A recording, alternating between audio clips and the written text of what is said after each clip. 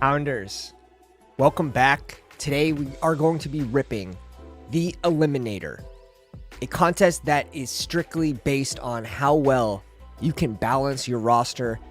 And shout out to Josh, he puts out a huge update for this contest that helps us do it in live time. This will be counting your bye weeks.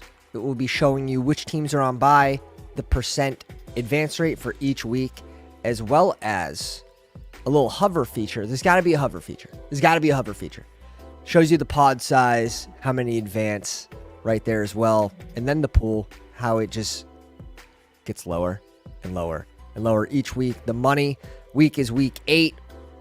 We're waiting for 6. If you guys want to jump in this one with us, we are doing the Eliminator today. And this will dynamically update as you draft players with bye weeks. And it will count for you. And then it'll show you once you get to 4, like you're in the red, boys. You're in the red. Now, depending which week it is, it's a little more palatable to go some of these bye week 5, bye week 6 guys, especially with the 75% advance rate. So 4 isn't the worst, depending on where you're drafting these players as well. So some of that stuff you do have to take into account. I have week 16 and week 15 turned off because it doesn't matter. It's in this contest, it is a 5 out of 10 advance for those weeks. Week 17 is all that matters when it comes to playoff weeks. So we have week 15 and 16 turned off on the overlay, but we still want that week 17 correlation, still 115 team tournament at the end of the draft. So if you guys want to get this on your screen, bestballoverlay.com, promo code, all caps, pounders, to bring it from $30 a month to $20 a month. And we're at the busiest time. This is now going to be the busiest time for drafting. So to get a tool like this right before August is fully recommended, even if you just do it for 1 month. This contest is filling quick. I'm trying to max this. I'm currently at 52. I'm trying to catch up with the fill rate. But boys, people sneakily like this contest a lot, and I'm one of those people. I think there's huge edges in this contest. It's one of the lower rate contests that you have. It's a lot of fun to actually draft. And as you can see, we're taking a huge stand on Amon-Ra, 26% in the first round. I'm taking him I'm mixing him into the 4, 5, and 6. That's where we're taking Amon-Ra right now. High floor, and he's got a pretty damn good ceiling as well. We've seen it. And a little more consistent maybe than Chase. And will he be more consistent than Jefferson with the QB play? That'll be the question. Benny's in the house at the 2 spot. Deludo, shout out to Delutes at 4. Hope you've been enjoying the overlay yourself. And wow, this is wildly badgeless. Wildly badgeless on our end. We are in the middle of a badgeless C right now. 1, 2, 3, 4, 5. Could get weird. This one could get weird. I'm a sneaky fan of the Eliminator and weekly winners. Yeah, those side contests, those +1s, that's where you're going to find a lot of your edges. Mr. Pitts, I feel like I always miss what is your username? JSNOD. Roger, let's go. Badgeless Roger in the house at the 11 spot. Expecting big things from Dodge here. Big things. Jake in the 5 spot. Welcome, boys. Appreciate you joining me today. Jake, another badgeless. Oh, we have Battle of the Badgeless in this room now. Battle of the Badgeless. And the thing is, if you're watching content, you're going to be way more in tune with how to correctly build a roster. One off. And then it's going to improve your advance rates. It just does if you're more in tune with the strategies. So shout out to you, boys.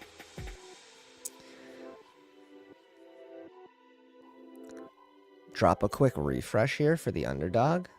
I thought it may have been running a little slow. All right. This is another cool little feature here. You can click show bye weeks basically and just have the bye week show up.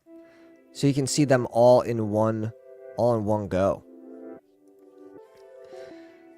But there is a scroll feature here. It does not affect the queue, which is really nice.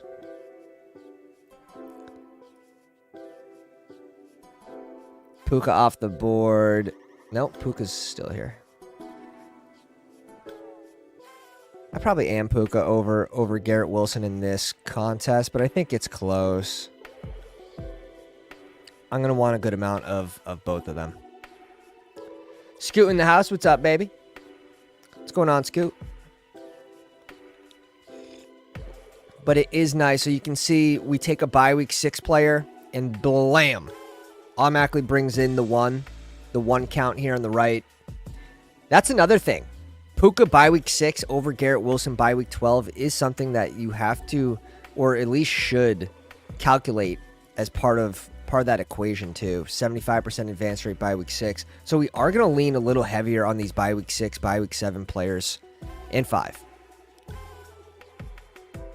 Bye week 9, you have Pittsburgh and San Fran with a 71% advance rate. That is going to be the 3rd best week for advance rates. So 5, 6, 9. And then you see bye week 7 at 63% is the next best, then 10. And then the dreaded bye week 12 and 14. But if you guys already have the overlay, make sure you go to tools. You're going to download the new version 1.2. That's going to include that dynamic eliminator chart. And then in the top right, when you get in here, you log into that extension button, and there is a box, a check mark box for the eliminator chart. What are we going to do here? Because this is a spot. Marvin Harrison usually falls a little bit in this draft. He doesn't fall here. I'm sort of excited to bring in Drake London, though. And as you can see, the chart moves down with the queue, so it doesn't mess with that. Josh did such a good job with this. And he did it in like 2 days. And that's the coolest thing. Having him work basically full time on this overlay is just going to provide the best quality content for you boys. Pat making work suck less. Yeah, I'm sorry I can't make it suck the whole way. But less, we'll take less. We'll take less. We'll bring in our first bye week 12 player. Nothing unique here. Doesn't have to be. How much I've been loving the CeeDee Lamb starts. Bye week 7 cat. And then you can usually bring in someone like Devonta Smith and maybe even Cooper Kupp. Then you have a bye week 5, 6, and 7 player. We got that start yesterday and shared it in the old Discord. That's going to be probably one of my favorite starts from the 2 spot. You're getting those players with that early bye week.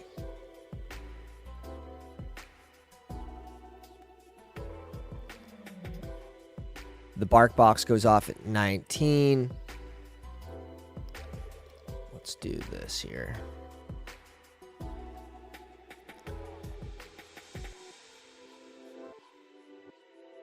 Devontae Adams. So Jake brings in Amon-Ra, Devontae Adams. Dodge with Garrett Wilson and Marv. Although he let Marv go all the way to triple zeros, I think. Wonder if that was intentional.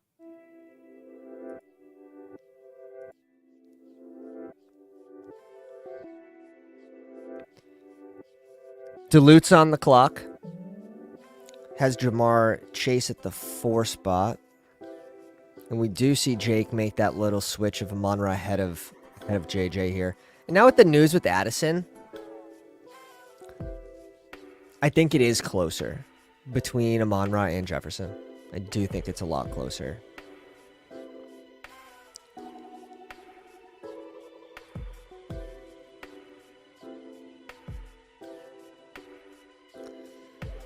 All right. Devonta Smith off the board at 23. It's kind of cool when you click on another team, it'll show you their counter as well. Just like blam. Just tell you who's drafting pretty good in the room and who's not. And you'd be surprised, like this is a contest where I think there are a lot of edges with people, and it comes down to this is on top of roster construction for week 17 purposes. There's roster construction EV built in if teams aren't building correctly for the whole year. the whole year. It is the ultimate pod luck contest. Don't get me wrong. It is the ultimate pod luck contest. But there are ways to increase your EV in these contests. I don't even mind going Waddle and Cup. I have a couple starts like that where you have two guys on bye week 6, and now you really try to avoid bye week 6 after that. And you try to advance basically a low advance rate Cup Waddle since they're on the same bye week. Where a lot of the teams that are going to be drafting those double bye week players, especially with their early capital, may not survive that specific week. And there could be a little EV sprinkled into that. Although you probably have a little minus EV because those teams will have a tougher time to make the money. But who cares about min cashing? Who cares about min cashing?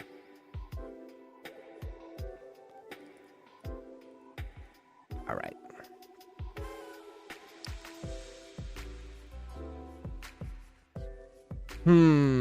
Cup at 29, which is a nice discount. I think Cup is one of those players that should not be falling past ADP in this contest.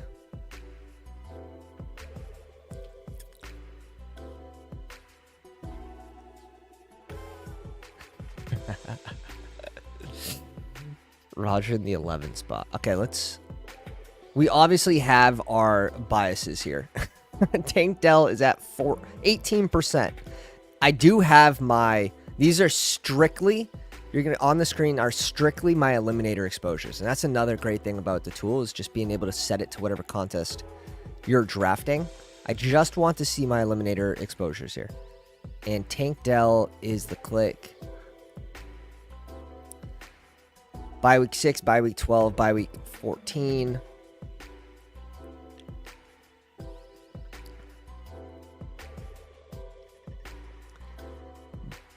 And now it is on Roger here at the 11 spot.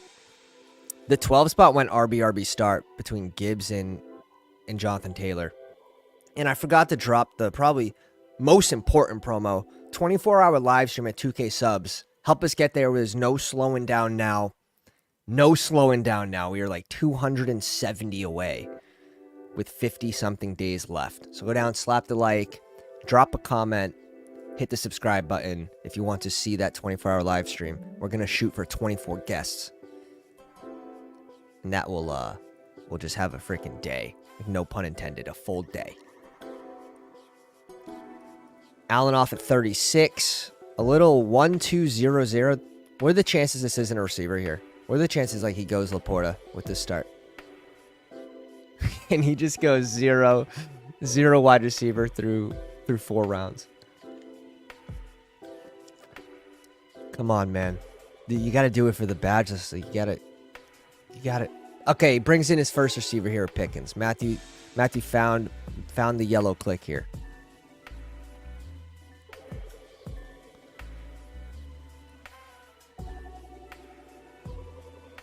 I usually like starting 4 receivers.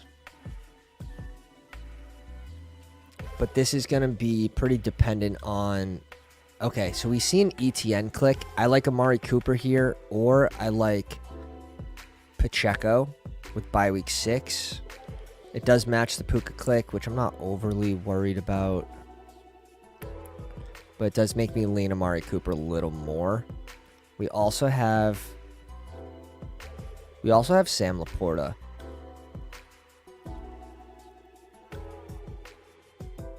Which I have 0 shares of. So let's get 1 share of Laporta here. Let's get 1 share of Laporta.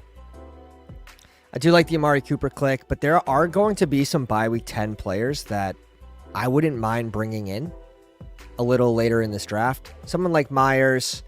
There's actually a lot of bye week 10 players that, Zamir White is one that I'm drafting a little more of. You can see 16% in this contest, 22% Najee, 18% Stevenson. The DeMont has to go up. This is like the DeMont contest, in my opinion. So I do want this DeMont number to be higher.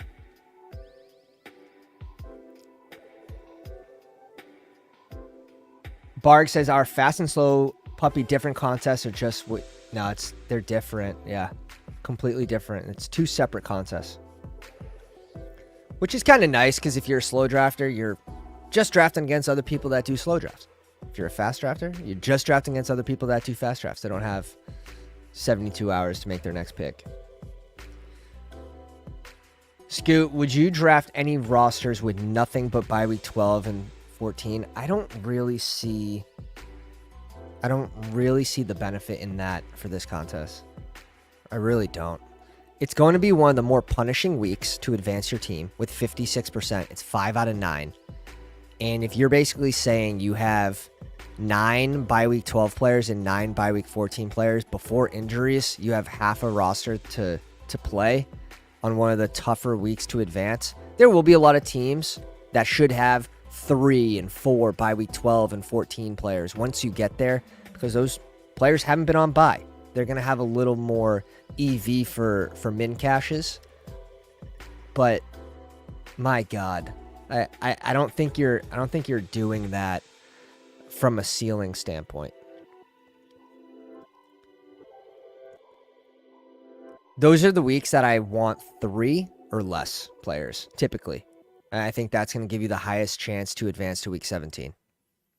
Once you start touching the 4 range on 12 and 14, and especially it depends on capital, that's going to matter a lot, and you're going to hear us repeat that a lot today. It matters where you're drafting these players as well. Dylan in the house, what's up, man? All right, Mahomes off the board at 49. So QB's basically going by ADP. CeeDee Lamb, Evans, Achane, Hollywood, and Mahomes. Nothing too different from the one spot. Benny brings in Trey McBride at 50. And we see Kelsey go here at 35. So we take a small gamble as well on Sam Laporta, where maybe this room will value tight ends more than other rooms, but you get McBride and Andrews off basically at a fair price. And Sam Laporta is someone that I have to get rid of my previous bias. I think we all should try to get rid of our previous bias, because those other tight ends that were so nicely priced, and the reason why we're fading Laporta, they're all more expensive. So I am personally trying to get over that bias, because he is a tight end that can separate in a single game slate, and Detroit didn't add any extra weapons in this offense, so he should have a safe floor. This is a contest I do want to bring in Jared Goff. Like this, again, just like it's a DeMont contest, this is the Goff contest. Catching the first stream at work. Happy to be here. What's up, Cade?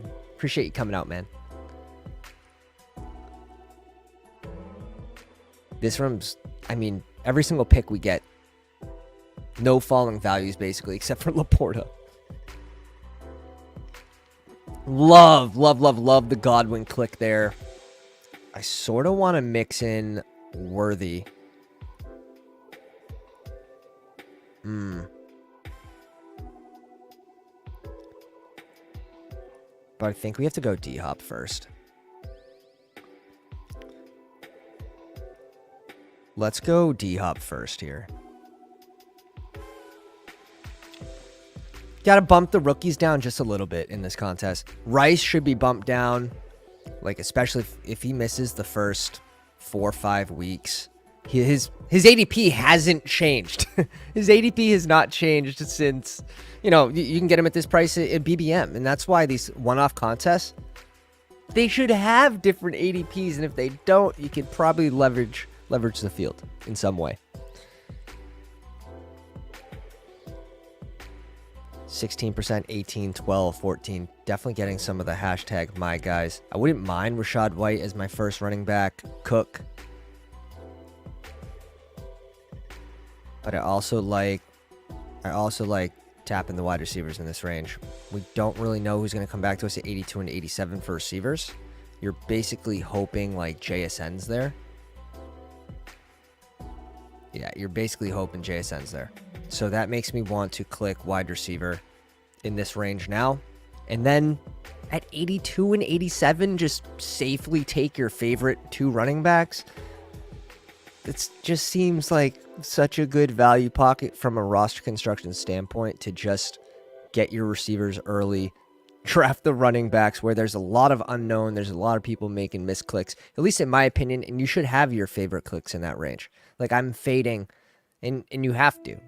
Unless you're truly drafting like fully balanced, I'm fading Swift. He's going to be one of my fades. Brooks in this contest, but we'll probably up this a little bit. We're a little lower on Warren. So D-Monk goes off at 62. That's a take. Romo Dunes here. Bye week 7 is an interesting one. And then Deontay Johnson. Dragging him up here is also interesting. But I'm almost tempted to go my first rookie.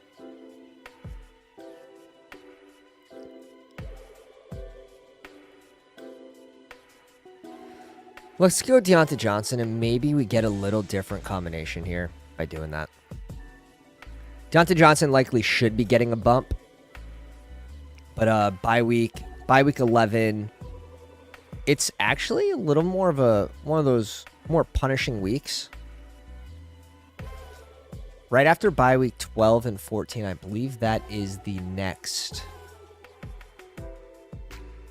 Yeah, it's basically bye week 11. You can basically just look at it as bye week 12 and 14, like 57% advance rate. But our first one comes off the board as pick 6. I like Johnson. Yeah, we are getting some Eliminator-esque picks. Warren fade is scary, not to me. I think it's way too... the boys are steaming him up. And I like starting running backs. Preferably, I like the guys that, you know, they have the potential to have 80% of the workload, 70% of the workload plus. And I don't see it for Warren without an injury.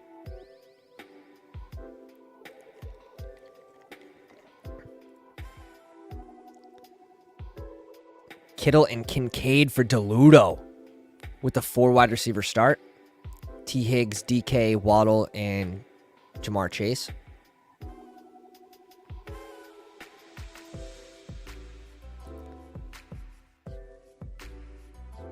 Let's see. Lad McConk. Rome goes off the board at 72 here.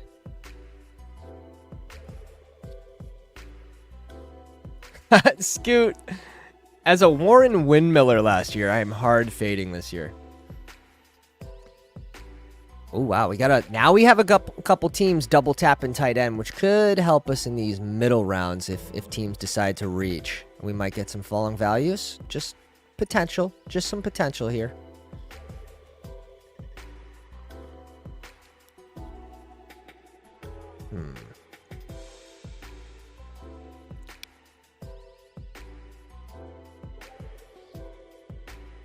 What's Dilute want to do here?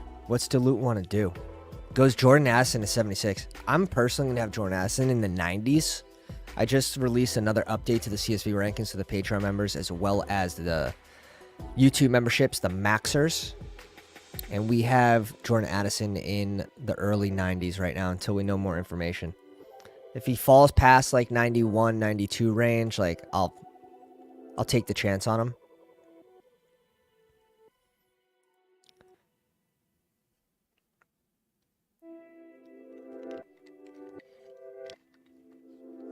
James Conner, so JSN off the board at 79. That's basically who we would have hoped to come back to us at 82.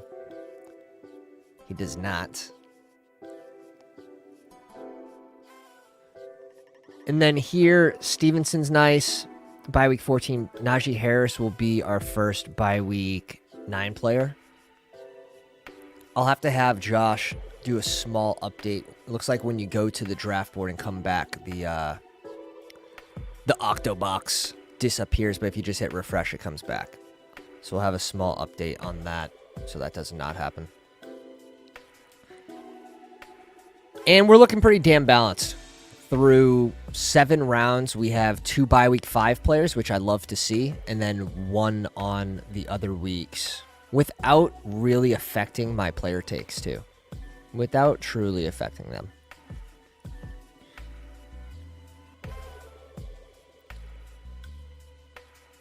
Where did Stroud go? Just curious. Stroud went at 77 to Jake's team. We see Kyler, Stevenson, Coleman off the board. This guy's still clicking running backs. It's wild.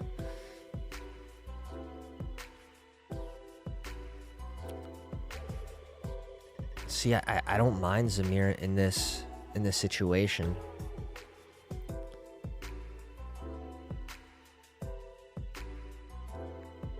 I think Mostert should be a little higher up here on this list.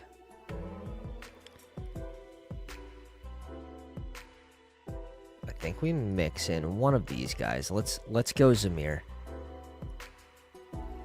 Let's go Zamir. I think Brooks just has to be knocked down a little bit. There's just a couple. I would probably want Mostert and Zamir, and then I would draft Brooks. But there is the chance that you get some positive news behind his injury and he rises. That 100% could happen. But even then, he probably doesn't start the year with an 80% workload. And in this contest, ramping up players is going to be a little harsher on your advance rates because you don't have time to make up those points. You could be eliminated week 1.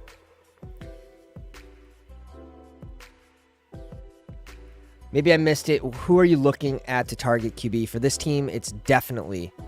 I mean, what's cool about this squad is we have a lot of QBs we could target that are not expensive. Staffy, Kirk Cousins. We have the option to go Jared Goff with Laporta. We can go a late Khalif Raymond, tie it all in. We have Levis. We have Bryce Young. And this is what I want to do as well, is target 2-3 late QBs, a middle round QB plus 2 lates, or an elite plus a late. Give us options. Give us some pretty high floor as well with some of those QBs.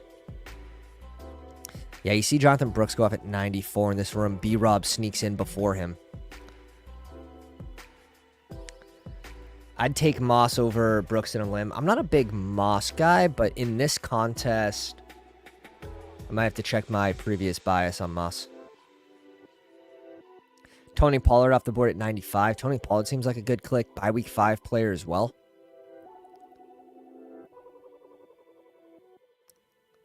Cortland Sutton off at 98.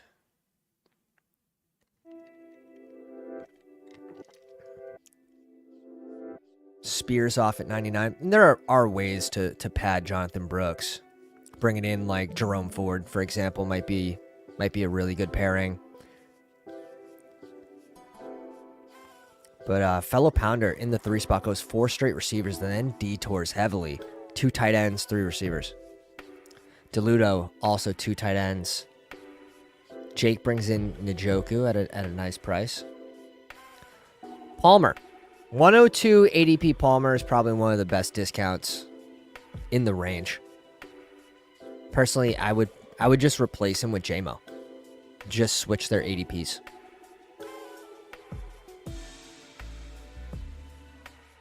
And it's nice because you can leverage your own portfolio in a contest like this. Maybe you're not high on Palmer. Maybe you think he's a relatively lower ceiling type player. Well, he could help you advance to the playoffs in this type of contest where you're looking for high floor. You want high ceiling as well. So mixing in those players maybe in the middle rounds, middle late rounds. Once you have established players with pretty good roles is what we're expecting. Look at this, 1-4-3-0. Like there's no way. I don't hate it, but the JMO click kind of hurts the soul. Dak off the board, and now we are staring at Shaheed. I don't mind Brandon Cooks. I also don't mind Singletary here, but I think the guys behind me have to go receiver. Ugh, this sucks. This one sucks. I do want Singletary. Here. Dodge with 3 receivers. Matthews with 4 receivers, but they go late. Pickens worthy. Watson, like he needs a little bit of padding. If Swift comes back to us, we'll draft Swift. It was meant to be.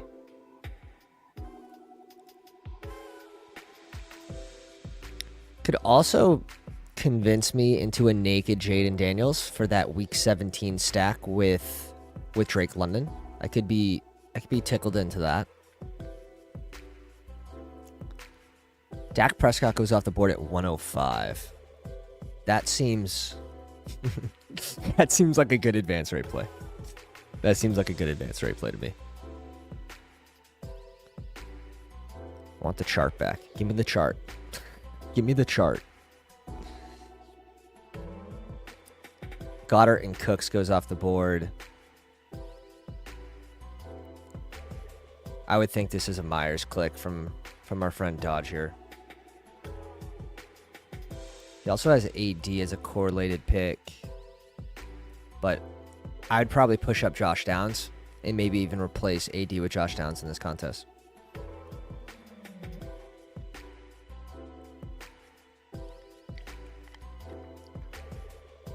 He goes Wicks, and it was meant to be. We are going to go Swift here at pick 111. We push him, and we get him. So Harris, Zamir White, Singletary, and Swift. This is what I'm talking about, hitting value pockets. In this range, especially of RBs, this is where I want to be clicking RBs rather than receivers. Rather than players like Wicks, Shaheed, Cooks even in this style contest. And we have Puka, London, Tank Dell, Hopkins, Deontay Johnson with Sam Laporta. Like, now you add 3 QBs, 3 correlated QBs to this team, and you're looking at a really nice plus EV team.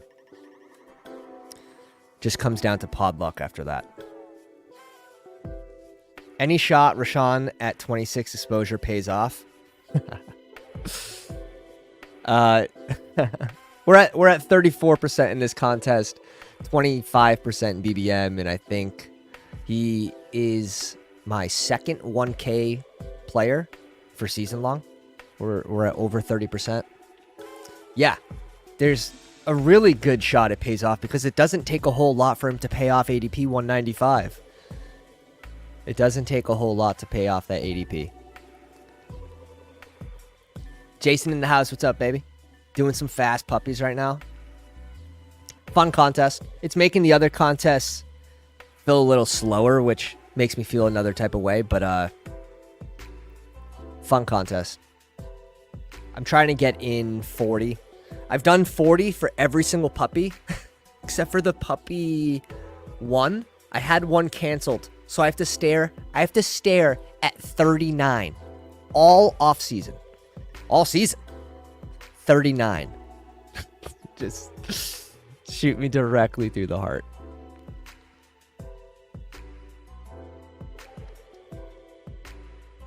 But yeah, Rashawn Johnson, even if he has the third down role, he pays off that ADP. If he gets mixed into the red zone role, into the goal line role, he pays off that ADP. If Khalil Herbert gets traded, there's like 2 or 3 teams that I like Khalil Herbert to get traded to, where I think the situation Khalil Herbert moves into, he moves it to a higher ADP. Every other team, besides like 3, Chargers, KC are definitely 2 of them, and add in whatever your favorite squad. People say Dallas, but like Zeke, I still see being the goal line back, still getting the high priority touches, being the guy out there on pass pro, third and longs. So like, I don't even see Dallas as the best spot for him. Rashawn Johnson likely moves up to the 135 range, like right behind Charbonnet, I would say. And that's like having projections for all outcomes, I think is important. I have to remember, use the tabs at the top. This is going to be a polarizing moment. Yeah, okay. The Amon-Ra team goes Goff. Otherwise, we're basically guaranteed Goff there if he doesn't do that. Nice click by Jake. Luckily, we have a lot of QB options on this team. Kirk, Staffy, Levis, Bryce Young. I wouldn't mind bringing in three of those guys. All right. What are we looking at? Look at the bye week balance, boys. Bye week 5, 2, 6, 1, 7, 1, 9, 1. Bye week 10, 1, 11, 2, 12, 14. Just the balance. We are on a different level right now. And that's what's so fun about this contest. Like, you're finding different ways. I mean, Benson comes back to you at 130. You probably click Benson here. You probably click Benson. This will be our third bye week 11. It'll make me want to stay away from it for the rest of time. However, do we not get our double tap of QB if we do this?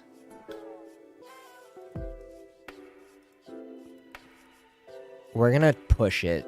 We're gonna push it. let's just go for it. Gonna probably stop here with bye week 11 at 3 players. 4 out of 7 advance. Luckily for us, they are later capital-wise. Who Ham's in the house? What's up, Who?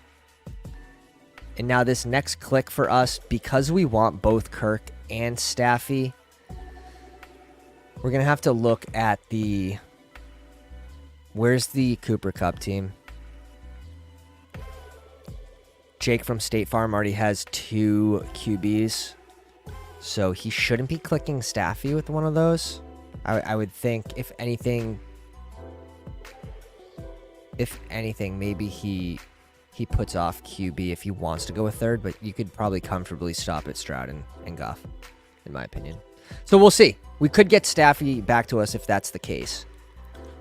And that'd be nice. But I don't want to go before ADP too heavy on these guys because we have backup options. So why not try to push?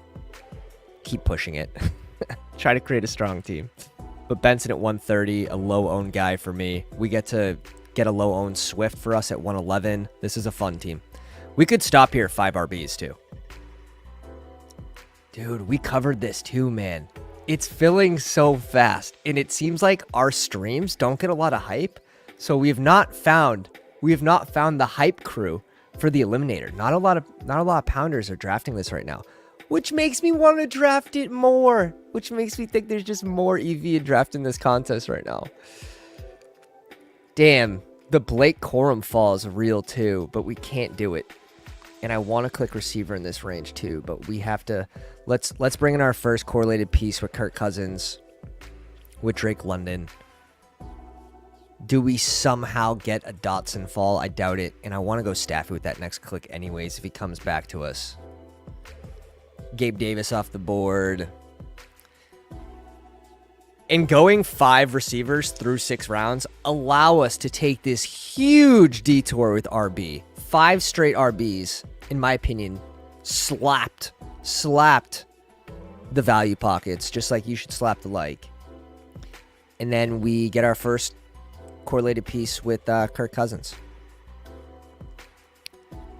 Staffy would be nice. Levis, Bryce Young, 3 of those, and we're off to the races. You could also backstack. Drake May pretty easily in this contest. And in a 3 QB combo build, I like Drake May a lot.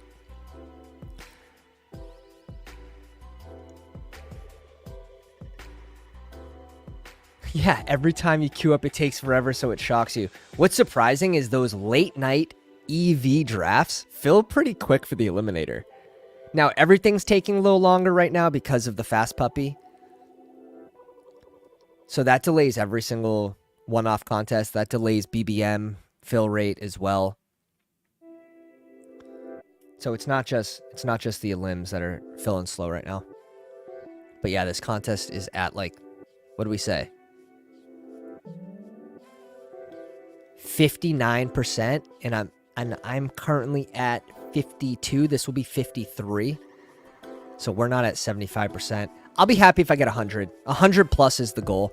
Ideally, I would like to max this just for EV sakes, but it is still a tough contest. People don't realize it's still a tough contest to get to the finals. Even if you're maxing this, I think I did the math, and it was around...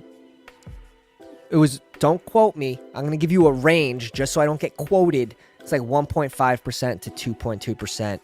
And I'm not sure if I'll have to go through do the math again and calculate EV in there as well. But that's with maxing. That's with maxing. That's why you, I mean, all the big payouts are in that week. In that week 17, 500 to last place at 115. Really nice structure. Real nice structure. You finish in the top 75, 1100. So if you finish in the top 50, you're guaranteeing your money back. But that's the thing, like, you start getting paid out after week 8. So there's going to be a ton of min cashes in this contest. Yeah, Ben, we snuck on. We snuck on for a little 3 p.m. Eastern stream. Not the typical. Oh my God. We get sniped, boys. Here's the first one. The Staffy snipe. The uncorrelated Staffy snipe. But he's going to backstack it with DeMarcus Robinson and say, that was my plan all along. That's my Dr. Evil voice. Wasn't good. Demario Douglas is a nice click. We would have loved that. However, we're probably going Hunter Henry here. And then we're opening up Drake and May as an option as a late piece. I just feel like I need a receiver here. Thielman's not bad. I will say Thielman's not a bad option in this contest.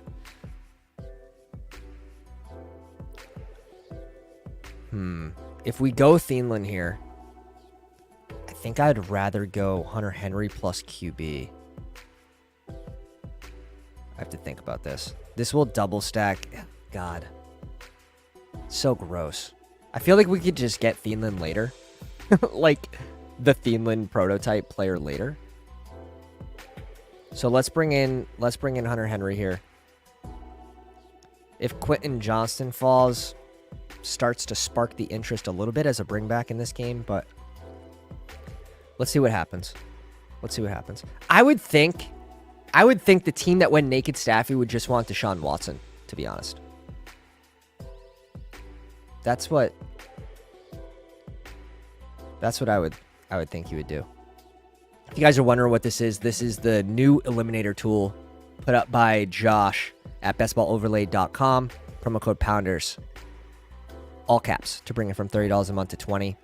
You can just show the bye weeks. It'll dynamically count for you as you draft. As you can see, we have 3 bye week 11s. Little warning there. Little warning. Little yellow warning. I don't know if Levis comes back to us is what I'm having trouble with. At 178, we're hoping Levis comes back to us at ADP. It's a little worrisome, but I think we should push it and just try to go Wandell here. By week 11. It's not a huge deal. I do think DeMarcus Robinson gets a bump in the style contest. But I also think we should just be grabbing QB here. Let's go Wandale. Receivers are going to start falling off if they haven't already. And I think we bring in maybe a late piece. Like, see, that's the thing. So Hyatt, we would be looking at Hyatt. We probably have to cross Hyatt off the board for this one. Dortch is bye week 11 to save us. Isn't really an option. I have an idea. But we're gonna push Levis and see if it works. But this opens up Daniel Jones as well. So our bye week 11, we could have run into trouble, but I'm okay with the capital. So like on bye week 11, we will have our top 4 receivers. We will have both tight ends. We will have Harris, White, and Swift. We should have 2 QBs because this is going to be a 3 QB build. So even if we were to bring in Daniel Jones, I'm okay with this. We definitely went a little heavier than we wanted, but the capital is fine. Pat, I draft on drafters and Underdog. Can I use your tool on both at least to look at combos? So we're not compatible yet with drafters. I'll have to reach out to my partner, but yeah, you can upload your Underdog CSV right onto the website on bestballoverlay.com. Right here in the portfolio optimizer. And you can just add in whatever players. I always add Christian McCaffrey because I have a glaring mistake in here with my CMC combos with 43% DK, which I've started to fix. I'm getting eliminated week 11. The feels, bro. The feels. Maybe we'll be in the same pod. Maybe we'll be in the same pod. Oh, wow. Ben asking the important questions in the chat. C40 in the house, just seeing this. Charles, what's up, baby? Henny. NFL season's nearing. It's crazy. My goal is 100, but at 34. No, I didn't see the Kyron click. No, he doesn't have Kyron. He just went naked Mahomes. He's just going advanced rates without looking at...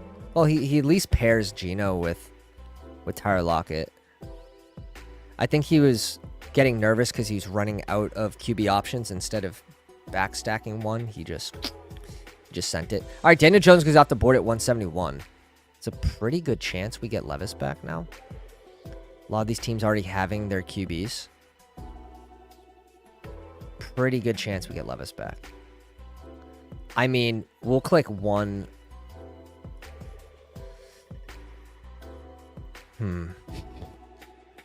This is always the moment where you have to like pinch. You have to just like squeeze a little bit and just pray. This team with Lub and Caleb, 5 by week 10 players. Conklin, and don't do it to us. You're good. You're good with Dak and Purdy, sir. We're good. I mean, we're going to get one of Deshaun Watson or Levis. We do successfully push Levis to his ADP. We bring in another bye week 5 player, which we're good with. Feels good. Feels good. And then Derek Carr, probably one of the better clicks in this contest for QBs. Same thing with Russ. I think he could be sneaky good advance rates for this contest. We'll see about week 17. But who knows? Like, who knows if he's going to be playing week 17? No one knows. He doesn't even know. No one knows.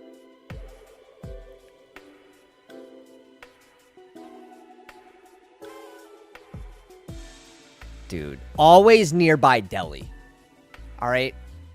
A true Italian would tell you, nearby deli, buy local, get the fresh meats. Oh dear, was that a Bryce Young random Bryce Young click here?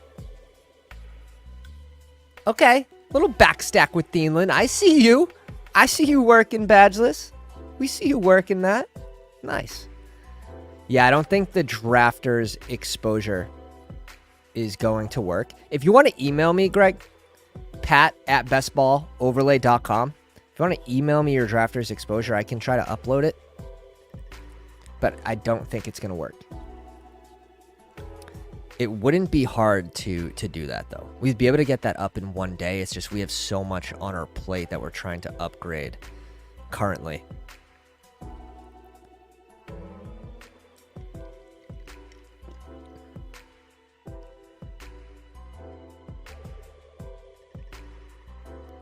Uh-oh. He makes us sweat. Pounder. Fellow Pounder makes us sweat to triple zeros. Levis, Cousins, and Drake May. Play ball. Play ball. I sort of want to bring in a 4th QB on this team. But it's going to depend who's there. We got some crazy values at running back. Swift at 111, Trey Benson at 130. I think we can lean into this group of 5 if we had to. Maybe bring in one more receiver. We're good at tight end. Give me... Really? I like to lean into any 2 names at tight end. I sort of want to bring in one more QB. But the other thing you can do is just do a quick search of like, okay, Vikings, week 5. And just see, just in case Drake May is not playing by week 5, you see, okay, Kirk Cousins has the Jets. Not an ideal matchup for bye week 5 trying to survive. But maybe you get a flat scoring that week. It is one of the higher advance rate weeks as well. Which is another reason why I like Drake May. Show all weeks, little button. You can see 10 out of 12, 8 out of 10, 8 out of 10. Week 4, 7 out of 10, and then the bye weeks hit. I like to just show the bye weeks with that button there.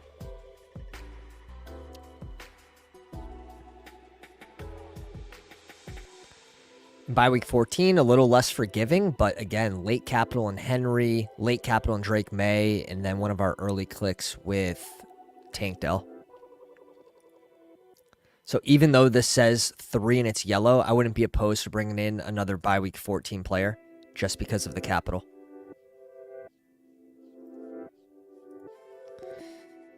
Tolbert off at 184. I actually like that click ahead of some of the rookies. It's got to be Tolbert, boys. It's got to be. And even if it's not like Tolbert full-time, that's fine. Like you'll probably see a mix of Flournoy and Tolbert, sort of like you saw Tolbert play mixed in with Gallup last year. I would make the bet on Tolbert as wide receiver 3 there right now. Oh, yeah, baby. The car click at 195 to pair with Daniel Jones and T-Law is a really strong combo. Only has 6 receivers, so really leaning into that early wide receiver depth. And a couple rookies.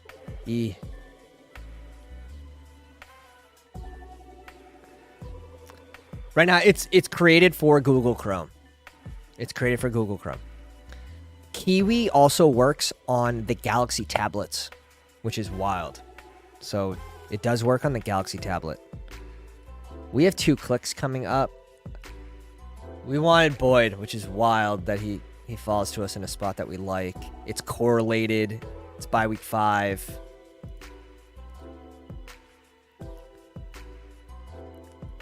I'm comfortable with receiver, like completely now. Completely. Bye week 11, we have 5 receivers.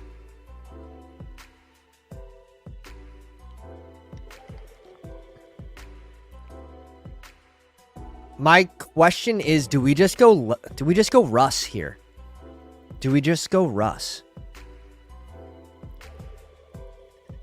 I am a little shaky on the QB room. Usually 3 QBs gets it done for me. If this is Kirk, Staffy, and Levis, I'm comfortable. Russ goes off the board, so now it's not an option. Now we're not thinking about 4 QBs at all now. I was gonna say this would be my first 4 QB build, but I think it could make sense because we're saving a roster spot here. Now maybe we spend it.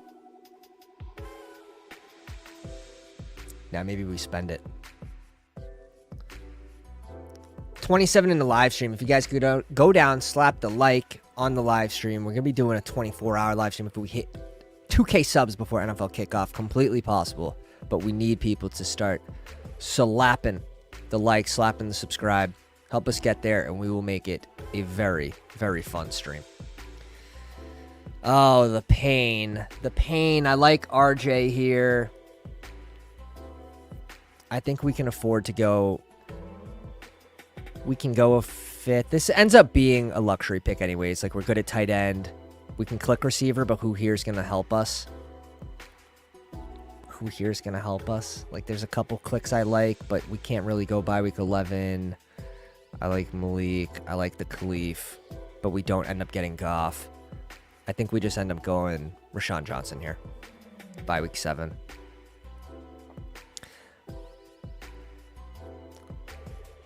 But this chart makes it so much more fun. This chart makes it so much more fun. We see we have 2 bye week 7 players, 1 bye week 6. I would have liked to steam up this a little more, 6 and 7 in this draft, but just the way it fell to us, some of these falling values were hard to ignore. Hard to ignore. All right. For the boys in the live chat, we are going to jump into another draft so you can get into one with me. +5 on this room. +5 on this room. And what's nice about this is, like, a lot of us could advance, or all of us could advance, and then we're gone. Like, we're in a different pod after week 1. Like, see you later. See you later. +5 if you want to join the on-stream Eliminator draft. As this one finishes up. We end off with Kirk Cousins, Will Levis, and Drake May. Hopefully Drake May gets in there by week 5 would be ideal for this team. Harris, White, Singletary, Swift, Benson, and Rashawn Johnson's very strong. You're getting a lot of touches here with these 4. A lot of touches there with those 4. Puka, Drake London, Tank Dell, DeAndre Hopkins, Deontay Johnson, Wandale, and Tyler Boyd with Laporta and Henry. You're going to see me draft some more boring teams. We actually end up with 2 rookies. Oh, dear. We are so far in the back of the room. We are so far in the back of the room. Shout out to Cheese a pounder. Who Hams in the 2 spot. Scott, I'm not sure. Jake at 5 again. Ben at 7. And we get stuck with the badgeless. We get stuck with the badgeless again. Again, we're at 11 in this one. 12 truly does feel like the worst draft position this year. 12 does feel like the worst draft position to me. Especially if you're not getting, like, I'm okay with it if I get Garrett Wilson. Like, that feels all right. But if, like, you're sitting on the board and it's like Gibbs, could be the worst draft position this year. Seeing a lot of people actually double tap different combinations of wide receivers, like Drake London and Nico, or I've seen some Ayuk and in London, some random pull-ups of receivers.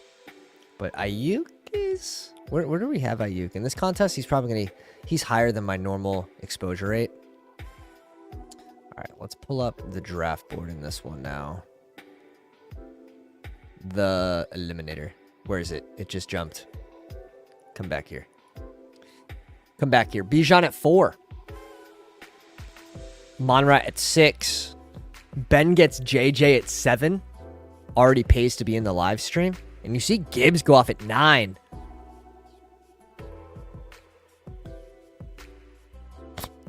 Wow. Gibbs off at 9. I guess this is looking like another Puka team unless this guy goes Puka. He does. We're going AJ Brown. By week 5, 4% Brown. Yes, please. Yes, please. Never doing bully tight end again, Mr. Pittsburgh says. It ended up being a tough one. Especially because a lot of those late round values or late round pretty good picks went a little earlier in that room. Oop. The wife is calling. Just a moment. This is a test. She's probably watching the live stream like, I'm going to see if he's going to answer the phone. Yep. You're not getting me today. All right, let's go Garrett Wilson here and AJ Brown. Psh.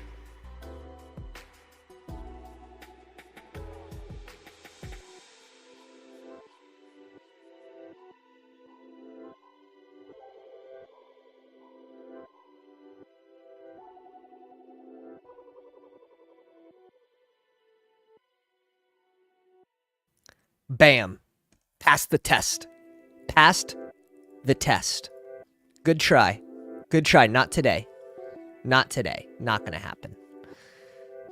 Debo and Puka, Drake London and Marv. Dude, you haven't been able to get this start since, like, the big board. The AJ Brown, Garrett Wilson. Like, what a nice little dono. Steph in the house. What's up, Steph? How you doing? Long time. AJ Brown at 11. Yeah, this is like some big board vibes right now, which we love that. We love that. So we start with one bye week 5 player, one bye week 12 player.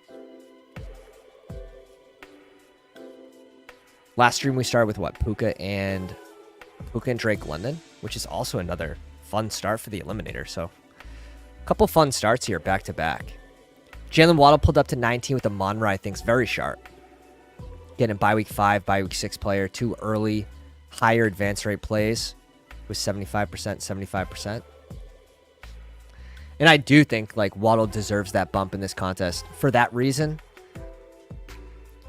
That could be a nice little tiebreaker for him in the pool of wide receivers, but that's another reason why I think Kupp should be brought up with bye week 6. So we'll see if we'll see what happens here.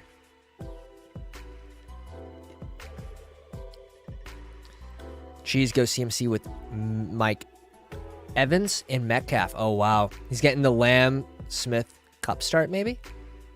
Yeah, this is the start that we posted in Discord yesterday.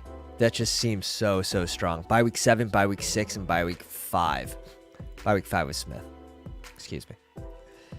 Such a fun start. Such a fun start.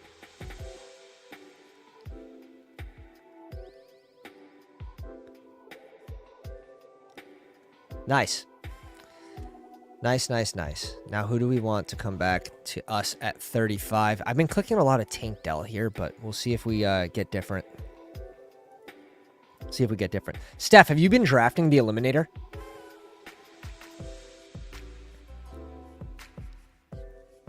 Because if she says no, I'm just going to start ripping even more of them. That means the winner's not been drafted yet.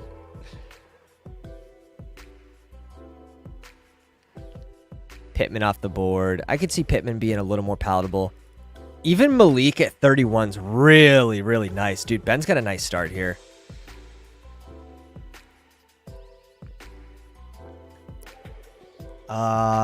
Derrick Henry.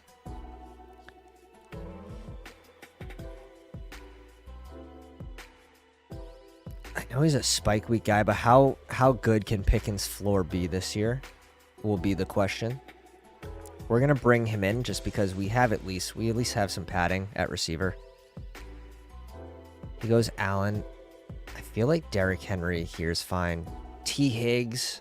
Wow, he goes double elite QB. Oh, Jesus. Coming back to us, we're just not going to like the receivers. It's tough because we're going to want to bring in like Levis with bye week 5. I'm not completely opposed to going T. Higgs here. Let's go T. Higgs.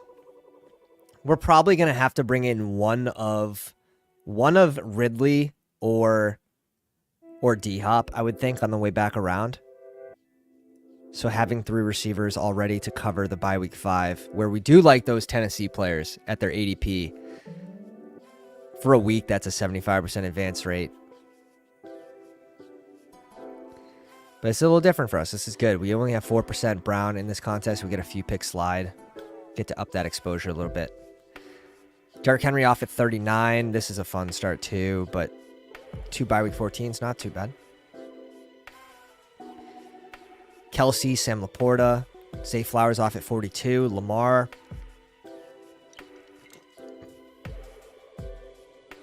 Hashtag never. Dude, Josh, a Ridley hater. Ridley hater. What's the D-Hop exposure then? Bobby getting about 75 drafts of the one-off contest. That's nice. That's nice. We were drafting a lot of the weekly winners early. Look at the 4 spot. Bijan, Barkley, Achane, and then it's like, I don't need receivers, bro. 35% D-Hop. Oh, God. Jeez. That's crazy. That's actually crazy. That might be the highest D-Hop bag I've ever seen. Does anyone have a higher D-Hop bag than 35%?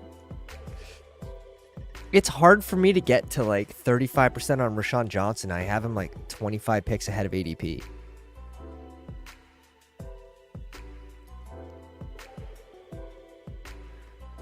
Kincaid, Keenan Allen. I like that. Bringing in a little bye week 7, bye week 12. Nice little different start. Bye week 10, bye week 11. Nice different start for Cheese here. Balancing his first 5 players. And Keenan Allen I like a lot more in this contest. All right, Sneaky Bull actually gets a little lucky, I think, getting Terry McLaurin here. But the recovery maybe starts now for Sneaky. See, and this is why badges don't truly matter. I don't mind doing this. Like, yeah, let's send it on something that's fun and interesting with 3 RBs, but like you have to double tap receiver. Like Christian Kirk is just staring you at the face at 45. Like the perfect floor play for this, like high floor play for this team, especially. And he's just like, nah. Dude, look at the QBs going off. Oh, I am just sandwiched in between some zombies right now. Joe Burrow goes off the board at 57, uncorrelated. Can we get a hashtag badgeless crime? Badgeless crimes are happening before our eyes. Ooh. Little Chris Godwin gift? Is this a Chris Godwin gift? And we'll see if this guy goes his 3rd QB. We have no idea what this man is capable of right now. We're unsure. We're unsure. He goes brown. Okay. Okay. We see you. A-Rich is there though. Can you get away from the A-Rich click? Okay, he does. He does. Mixin here is fine. On ADP. I also think D-Hop here is probably a pretty damn good click.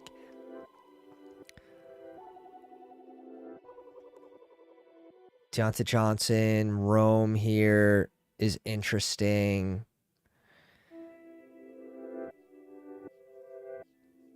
We don't really have a good tiebreaker. Let's just go DeAndre Hopkins. We have 2 players on bye week 5, but we have Garrett Wilson, Pickens, Higgins, and Godwin to cover. We can go 1 late receiver. That's whatever. Just anything but bye week 5, basically. We would like to try to avoid bye week 12 as well. But we're starting with 6 receivers here in this one. We're starting with 6 straight. Now can we hit the value pockets, basically?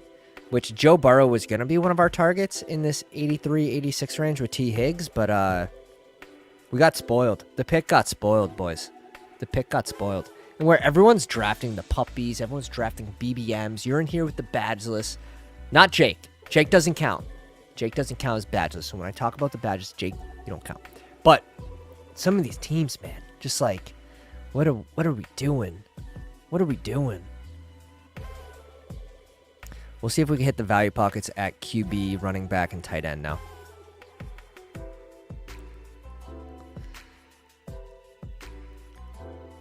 Mix in. Yo, Josh, if you're still in here, when you click onto the draft board and out, it makes this go away. Our nice little box here. David Montgomery off at 72. Brian Thomas. That's the thing. If we ever have like a glitch or anything, Josh usually fixes it within a couple hours. 35% is more than any of my exposures. And he goes early. He goes early, so it's even tougher to get. Look at this. Results. Results. Live.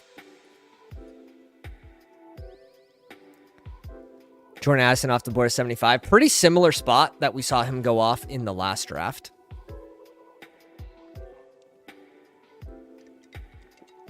A little late afternoon coffee here. We're going to be wired through the night. Here we go. My red badge is from NHL Dailies.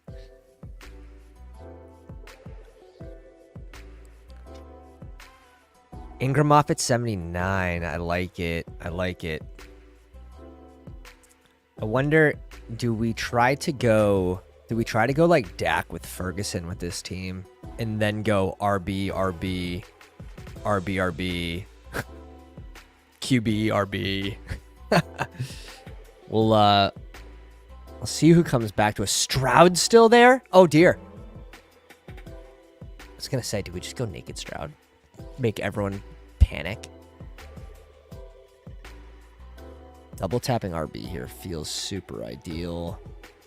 Oh, I didn't even see. Ferguson must have went off the board way earlier. I want one of these two as well.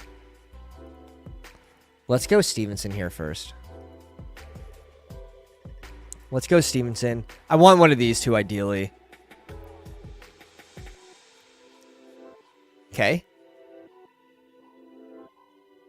Okay. Bye week 6, bye week 9. Either one's good. I sort of want to go Najee here just because we can click Ty Chandler in the later rounds.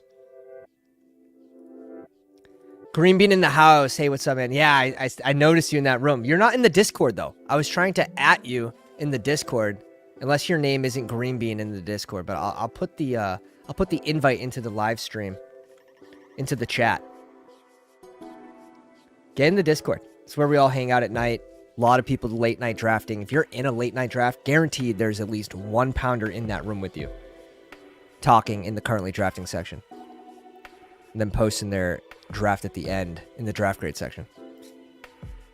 But we start with 6 receivers straight. We double tap RB. We're on the way to recovering. We have some nice late options with Rodgers, with Baker Mayfield, with Levis, and with Russ. We have a double stack with Pittsburgh. So Russ will be a pretty big target for this team, in my opinion. On a week that's 71% advanced, that's going to be the second highest after bye week 5 and 6. It's just so nice to have this right in front of you. And then the hover feature with the pod size is a really cool addition by Josh. The Andrews drafter needed Fergie. Oh, God. How did I miss that? Where? 76. Okay. Kittle went at 72.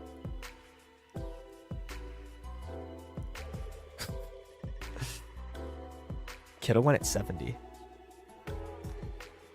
Okay. The 4 spot, he said, screw your take. I'm bringing in Ferguson and Dak. I don't need receivers. We got 2 receivers. Okay, so that's one person not advancing. That's one person not advancing week 1. He would have to thread the needle. It could happen. You could get a big spike week from C-Watt. I've been inviting you to the Discord for a couple of years now, just not a thing I ever use. I didn't either until we created one of the coolest off-stream communities ever. Ever. You're looking for player news, you don't go to Twitter and scroll. You go to the Riser follower section, see what the Pounders posted. It's a more efficient, more effective Twitter. Raheem Mostert off the board at 96. With David Montgomery and CMC, that's solid. That's solid. He brings in Jaden Daniels here. Which I sort of get. You can get boxed pretty easily when you're drafting from 1 at the onesie positions, and maybe I would lean Caleb here because I have Keenan Allen, but it's not egregious to go naked Jaden Daniels. There's ways to backstack him, or if you just think he's got a higher weekly floor because of his rushing upside, I could get that. I can get on board with that take as well. Gus Edwards at 99 is wild. Just 2 touchdown dependent for me for this ADP. Tony Pollard off at 103. That would have been nice. That's good value on Jordan Love, 104 with A-Rich. That's a good combo. Some of these middle round QBs seem like the best price. We're not going to have a lot of stacking partners, but we might just draft a naked QB that we think is a good advance rate play. Here we bring in, was this our first bye week 10 play? Got to refresh. Our first bye week 10 in Njoku. And then we'll, ooh, I like the, he goes B-Rob and Eckler. What is happening? All right, we're just going to bring in 28% Singletary. And this is before we update. 3 RBs by Singletary, 18%, 22%, 28%. We're getting our guys. Get Njoku in a room where people are sort of maybe going a little. Do we have anyone with 2 tight ends besides that one team? No, I guess not. I thought there were 2 teams with 2 early tight ends. But still, I'll take Njoku falling after ADP. I think this does probably increase our chances of stopping at 2 tight ends by a good amount as well. I would stop with Njoku Freiermuth. I would stop with Njoku. What's the latest combo of Njoku that we're comfortable stopping at? I would say Henry.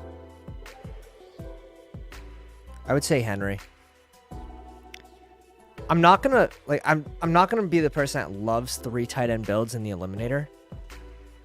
Just because what are you getting for points after replacement?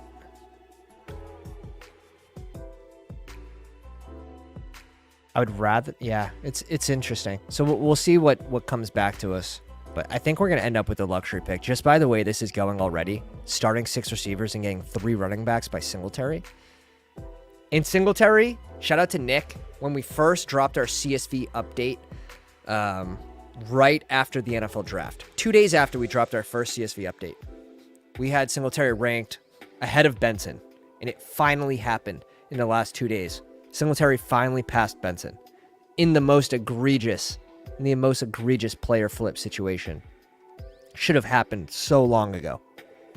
So long ago. Who hams likes Conklin? Conklin and Njoku, I could see that. I could see that. If you had to. If you had to. Solo TJ Hawk seems like the best Eliminator pick.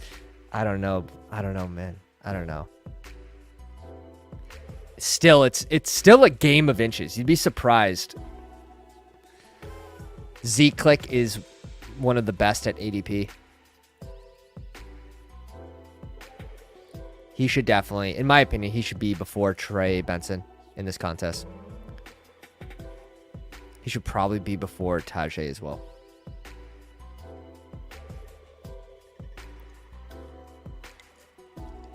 We have a ton of Zeke. 34% in the Eliminator. We just have the Eliminator. If you're just joining me, we just have the Eliminator exposures up right now. We're officially at 1731 subscribers. We are 269 subscribers away from a 24-hour live stream. If you want to see that, make sure you go down and hit the sub button. We're up in 6 picks. Turn this on. I think we just go an advance rate click. Oh, okay. Goff goes to the Amon-Ra team. Makes sense. And with Lamar, that's strong. I really like that combo. Dobbs, JSN, 3 receivers here. I like what this team's doing.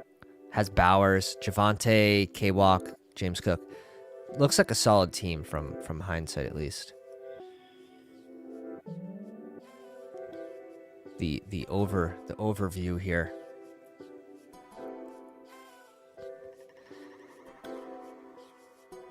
0-3-6-1. I would have 100% stolen Jared Goff there.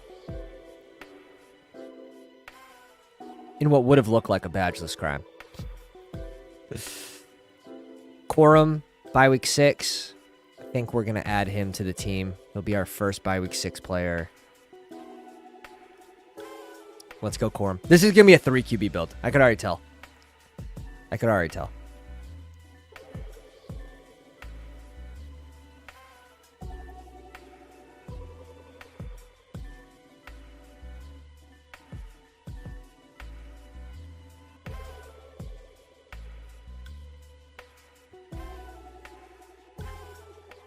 It's pretty hard not to cook Charbonnet here.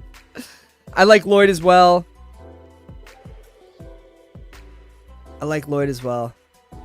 This is going to be... I don't even know if we're going to get a lot of correlated pieces, but we have Rodgers, we have Russ, we have Levis, and we have Baker for stacking partners. We also have Deshaun Watson. Definitely should be noted. Okay, we have some late stacking options that won't make the team look completely egregious, but this is a fun RB room. We go 6 straight receivers. We detour to tight end, and then in RBs as well. I guess we detour to the double tap RB and then tight end and more RBs. Wow. All right. We're off. Now can we land? Can we land with 3 correlated QBs? Or do we just go who we think is a good advance rate QB and then you correlate 2 of them? Like, I wouldn't necessarily mind like a late... What could we do? We could do like Juwan Johnson. Juwan Johnson with Njoku, I think, is interesting. I think that's a very interesting combo. That's when I said who's the latest person we would go with Njoku, it's Juwan Johnson. Last round, Juwan. Whoham says, I almost clicked Sharps at 122. We get him at 134. Feels good. I think Chase Brown and Charbonnet are, in a way, similar bets. Ty Chandler at 143 is really nice.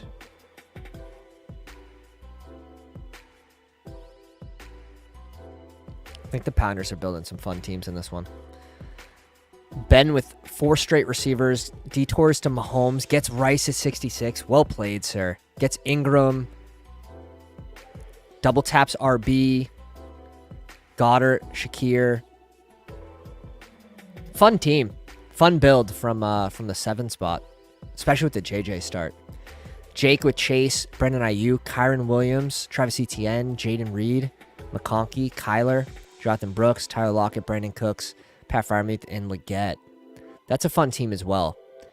You're bringing in some Spike Week prototypes that, you know, they'll have a bunch of zeros, but if you could ping pong and then maybe add some padding with some of these later picks, could work. The 4 spot finally catching up at receivers.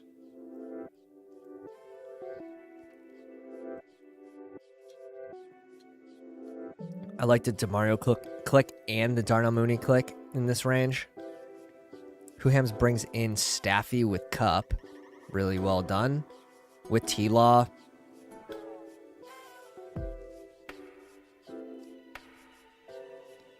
Yeah, I like what Whohams is doing. I like what Cheese is doing as well, balancing the bye weeks. He does bring in Jahan Dotson for that stack with Jaden Daniels. Dude, Ben gets Kendra at 151. Ben's just like early. Are you celebrating yet? You celebrating? It's looking like a nice team. Is this the... Damn. Jermaine Burton goes off 1 pick before the Joe Burrow team. And he grabs Burrow at 57. Grabs Thielen, which is probably better click in this contest.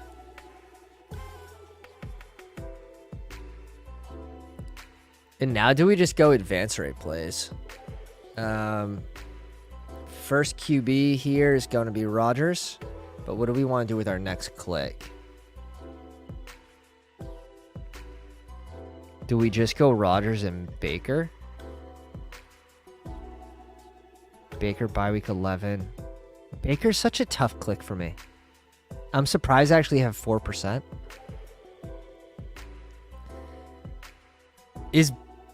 I'd rather go Deshaun. Let's put Deshaun over Baker. This is what happens. Like I like mentally I'm like, all right, yeah, I have Baker as a stacking partner and I just never click it. I just never click it. Shamed him into the Discord. Let's go. Success. All right. Cool. So we bring in another stacking partner. So we have Rodgers and Deshaun Watson. Again, 3 QBs. We take values at RBs, at least in our mind. We go 6 straight receivers. We bring in a Njoku. Just a well-balanced, in my opinion, well-balanced squad. The 12 spot brings in 3 tight ends. This is an interesting, definitely an interesting draft with the double elite QB. A lot of Spike Week guys. Hollywood Brown, Worthy, J-Mo. His first RB is B-Rob, which I don't mind. But then he brings in Eckler. Oh, God. Like, if this was B-Rob and Singletary, I would love that range for a 0 RB team to double tap B-Rob and Singletary as your first 2 RBs. At least in my opinion, I think that feels pretty strong. Now some of the RBs are flying off. You got J.K. Dobbins going off the board at 160. There's a J.K. Dobbinser in this room. Same guy that went Gibbs at 9. He had 3 receivers through 7 rounds. He picked his 4th receiver at week 12. The EV is insane in this contest. The EV is insane.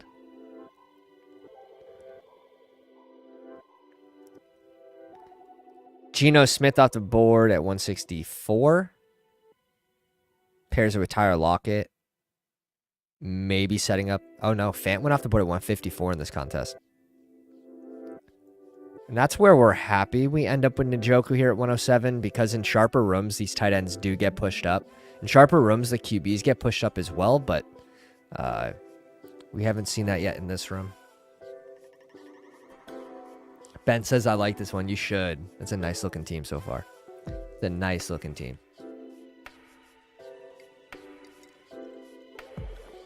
But the tool will make you want to draft more of these contests. And you're just building balanced rosters. It's just makes it all that much better. Baker Mayfield off at 168 to the Mike Evans team. Says, if you don't do it, I will. If he doesn't go Baker there, we probably bring him in at 179. We have a bye week 10. We have a bye week 12 QB. Demarcus Robinson, I can't get around his ADP that in BBM, but in this contest, I'm okay with it. Okay, now we get the QBs being pushed up. Drake May off the board at 171. Levis off the board at 173. Now the mass panic has been created. Russell Wilson's so freaking ideal for our team. I just don't want to go Russell Wilson. Dude, Kirk Cousins was still on the board at 175. Oh, man. Ben just goes, screw the correlation. Probably brings in like a late Rondell Moore. Or you could just use it as a good advance rate QB. That's insane. That's insane. I never like clicking him. Yeah, but in this contest, you could at least...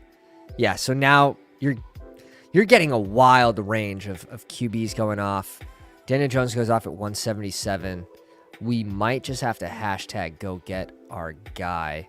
Wandell goes off. What if we live a little bit?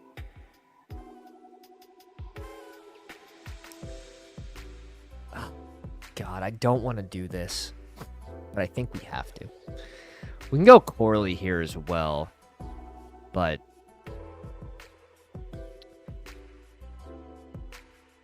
Roman Wilson's fine.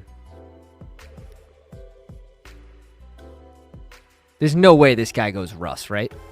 With Jalen Hurts and Josh Allen, 26 picks before ADP? Like, there's no way, right?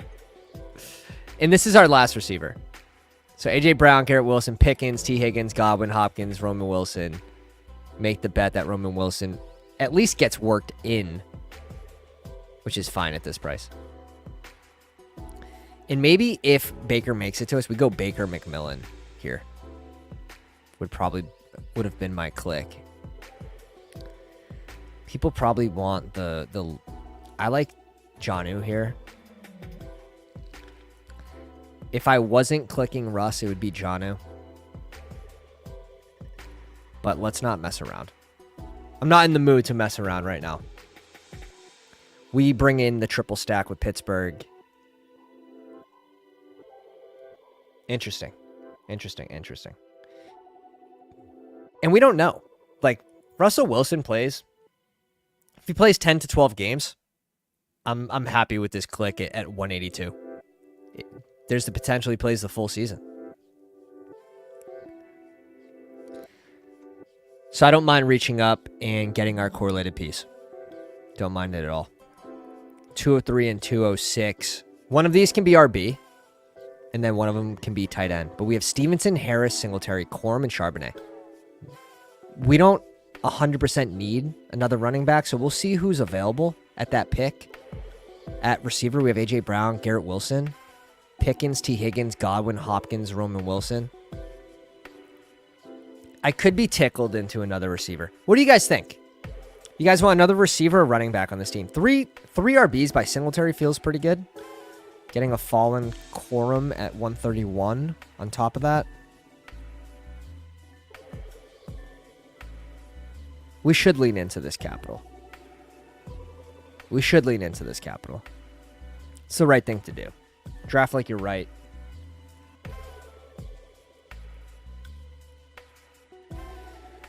All right, we get that run at tight end. Johnny's still on the board. That'd be a miracle.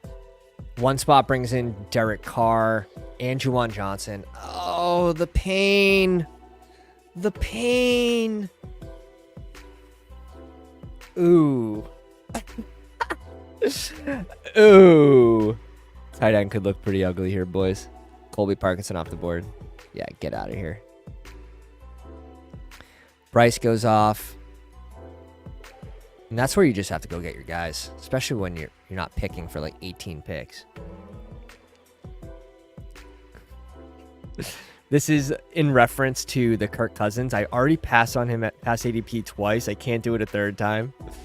Yeah, with Mahomes too. Like, you're just basically saying like I'll just focus on the KC stack for week 17 upside with the Warren bring back in that game, and then you're just using Kirk as an advance rate click at 175 is really sick. It's really sick. The unfortunate tight end slide.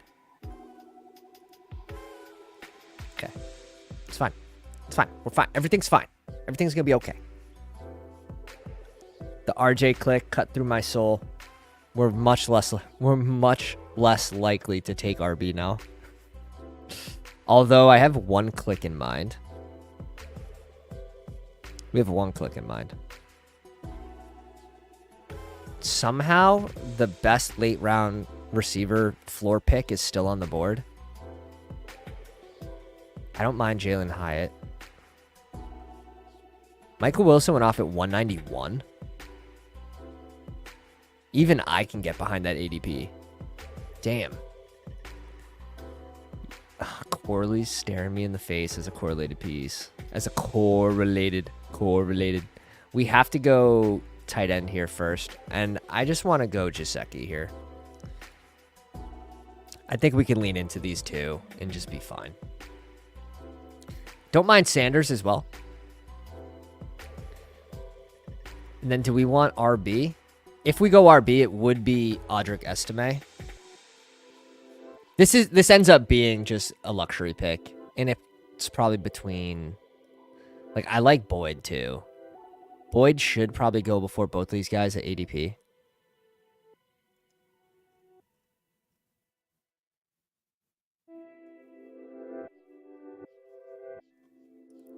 Let's go Estime. Let's go Estime. We already have the Garrett Wilson stack. We went 6 straight receivers. To go 8 receivers feels a little wrong. I would think we would go a third tight end before we go an 8th receiver. So we'll just bring in an upside unknown click and Estime. 3672. McMillan off at 207. I don't know how he lasts that long in this room specifically.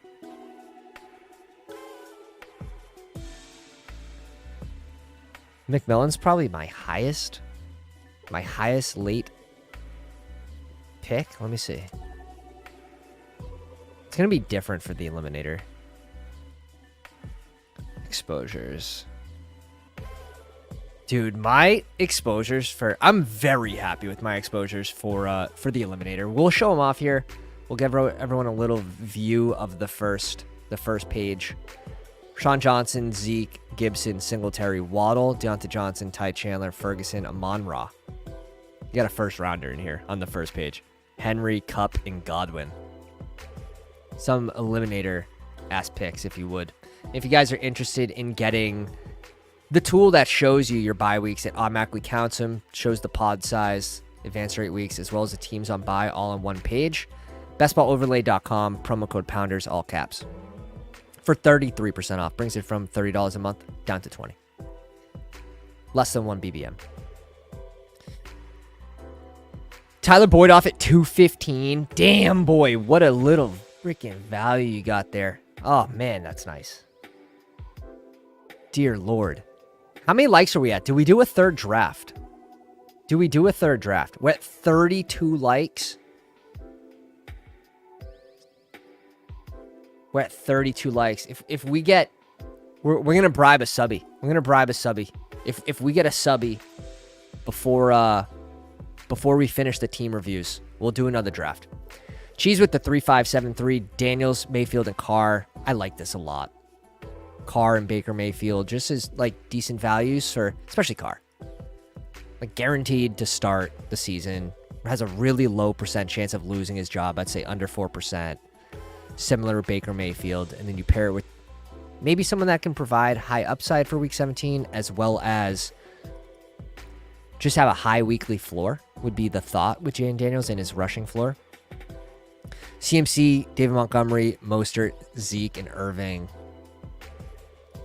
Nice little bye week balance here. Let's pull this up. Let's do this so we can actually see so we can see it with the tool. So not seeing any egregious. He has 4 bye week 12s, but they're late. Like Kincaid's his earliest one. His next is Brian Thomas. So that's looking really good. Bye week 14, they're all like late picks. And again, those are the more punishing weeks with 56%. So just from a balance standpoint with the bye weeks, looks really good to me. Jacoby Myers, Jahan Dotson, Luke McCaffrey. Nice little double stack at the end. Kincaid, Musgrave. I'm probably leaning into the Musgrave investment here at 48, but I don't think it's wrong to bring in a third tight end. It ends up being a luxury pick for Cheese. Who-Ham's pounder in the 2 spot, 2682, T-Law and Staffy. He has 5 on bye week 6. Ty Chandler, Staffy, Kupp, Demarcus Robinson, and Colby Parkinson. So when you take a step back and you see the overall investment on the team, it's not egregious, and then it's on a 75% advance rate week. So I do like that. His next highest is bye week 12 with Kirk, Zach Moss, QB, and we missed one. Where is it? It's got to be a running back. Chase Brown. So again, that's not a super high investment based on where he's getting these guys. So this looks like a really well-balanced team as well. He goes T-Law and Staffy. I like the RBs. 6 RBs. I think you could have stopped at 5 and grabbed another QB, but probably ends up being a luxury pick here. Lamb, Smith, Kupp. Love this start. Probably one of my favorite starts from the 2 spot with Lamb. Kirk, Deontay Johnson, Demarcus Robinson, Michael Wilson at 191, and then Boyd. You crushed this one, dude. You freaking crushed this one. McBride and Colby Parkinson. It's just like tight end 2, whatever. You correlate it.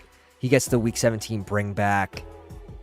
He has a double stack bring back. This is just a really, really, really fun team. Tyler Boyd also ends up being a bring back week 17 for the Jacksonville game. Oh, man. Oh, man. This was a great draft. Holy shit.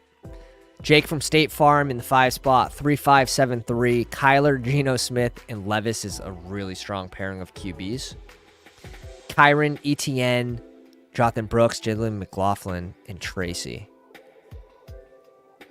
I would maybe want one more RB in this range. But, man. The Denver backfield is, like, making my head spin. It's that time of year where you're like, oh, maybe Estime's the RB2 there. Maybe Jaleel McLaughlin's fighting for 45% of the carries. It's just like, as time goes on and you don't get a ton of news, it just makes you circle back. But I like it. If he can end up getting a decent role, I like the RB room there. Chase, Ayuk, Reed, McConkey, Lockett, Cooks, and Leggett. Definitely leaning into Lab McConkey being a weekly factor. But 7 receivers, 3 tight ends. I'm not necessarily thinking Kraft. Like, if I'm staring at this team, I'm probably going Tyler Boyd here and just leaning into 2 late tight ends. But I don't blame you for bringing in a third. Maybe just sticking here with 2 QBs would have been the go-to. Especially, like, Levis pretty much ends up being uncorrelated. You're just stacking him with a late Chiggy. I think if that pick is receiver, or maybe even if Levis is a tight end, and then, yeah, you kind of got boxed. Got boxed a little bit at tight end. But that happens in these Pounders rooms. It'll happen to you. Now, Ben had a good old time in the 7 spot. 2772, Mahomes and Kirk Cousins, 39 picks after ADP. What? What? It's just like, how? Gets the week 17 correlation with Warren in that key C game. Warren, Pollard, Rico, Miller, Vidal, Braylon Allen, Rashawn Johnson. This is a hero RB room. Jefferson, Olave, Neighbors, Flowers, Rice, Shakir, and Slayton. Can he survive until Rice is back is the question. And then Ingram and Goddard. So obviously strong at tight end. But fun little 0 RB build. Gets the Mahomes, Rice stack, and then the Warren bring back for week 17 is just pretty sweet. And I think that's it. If I'm missing someone's team, let me know. Let me know where you were drafting from, and I can cover your squad. But we did get that subby. So drop the like. We're going to jump into another Eliminator. Oh, of course, you can't detect my watch plus 11 now. Oh, I knew it! I knew it! We get punished. Everyone jumps the gun. And now we're going to have a full Pounders room. Oh, God. Luckily, I only have to deal with you guys for 1 week. Oh, we got Trevor in the 10 spot. He was hiding. Trevor was hiding in the shadows.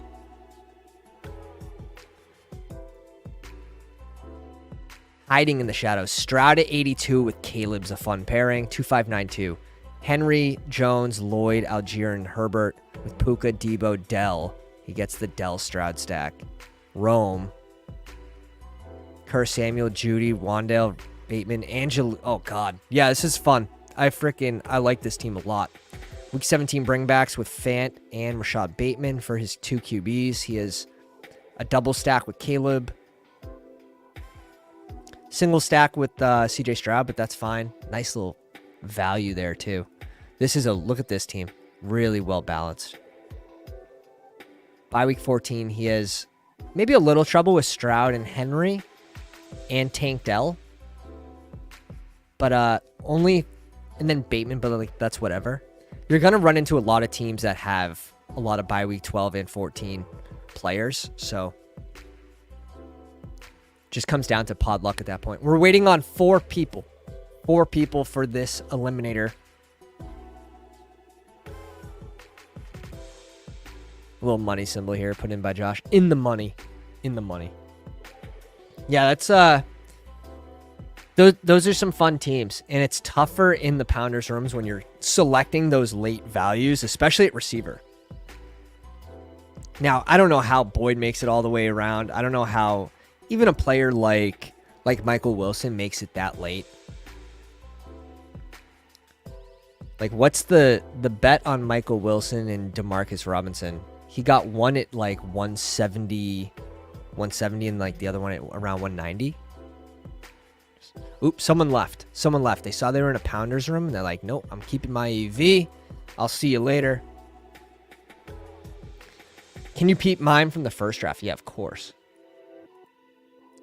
Completed. How many are we at? 54. We got to catch up. And I have to turn. Let me change the team name here. What day is it? Oh my God. 7/17.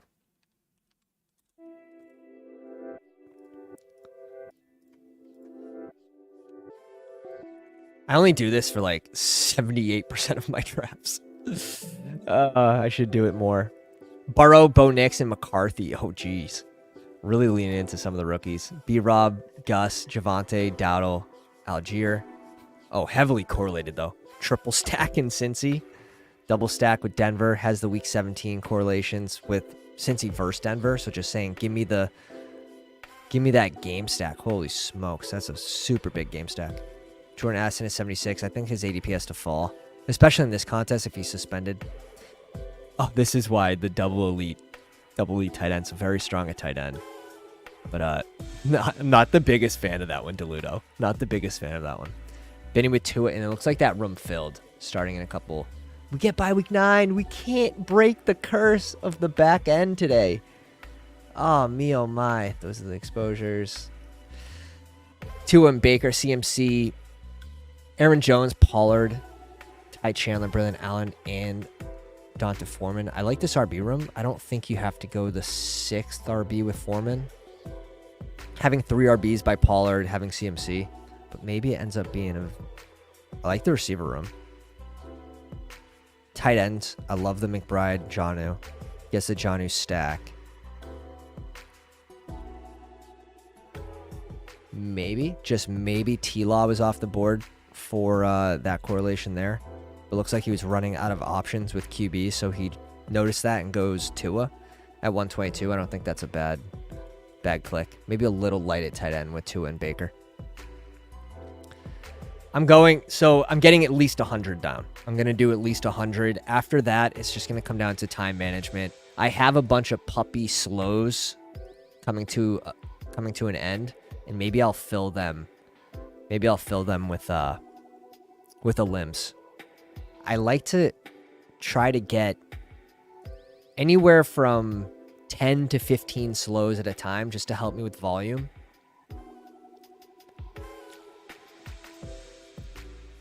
But also knowing I have, like 90 BBMs left. Like, it's going to be a hot best ball summer, boys. Like, we're going to be doing some longer streams coming up. Give us one of these RBs. We want to do something a little different. Give us one of the RBs. I'm in slow puppy hell. How many? Because I can only manage like 15 before it's like, it becomes annoying. I don't want to be on the clock all the time. When I wake up and I have like 3 or 4, like I'm cool with that. This guy autos Bijan.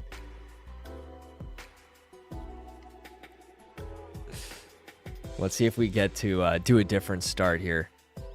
If not, we'll probably just... Okay, we're going Brees. Let's go. Let's go. Who hams? Ben on the back. I want to say Chase.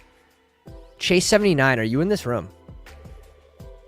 Chase 79, are you in this room? If you don't expose yourself now, we will not cover your team. We will not cover your team. We're giving you this opportunity. Come out of the shadows. Pounder in the 8 spot. Pounder in 6, 5. Dilute at 2. Ben at 11. Who hams? We got a lot of pounders in this one, which isn't a surprise. Who ham says, I'm in the middle. I'll get no ADP values. Not always true. Not always true. I like the middle of the room because you're not reaching as far to go get your guys. Whereas if you're on, the back at 11 and 12, or you're on the front at 1 and 2, you sort of have to make those reaches.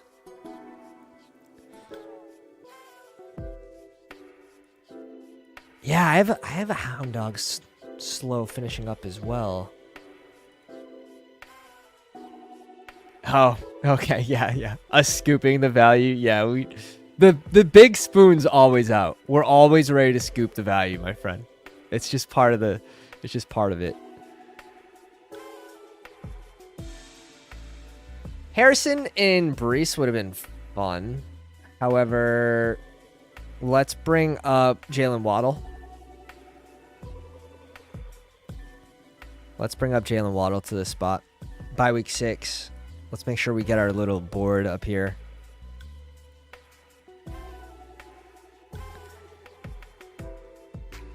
Six out of 8 advance. Now let's pull up. I think we were covering Dodge's team from the 2 drafts ago. Richardson, Kyler, and Fields. Definitely don't need that third QB, but a wicked fun combo of rushing upside. ETN, Montgomery, Zach Charbonnet, Lloyd, and Chuba Hubbard. I like this group. Garrett Wilson, Marvin Harrison, Curtis Samuel is... No way this guy was a pounder. This was... No way. What happened? Team's dead. Team's dead. Maybe... Team's dead. Team's... What's the selling point? It's so tough.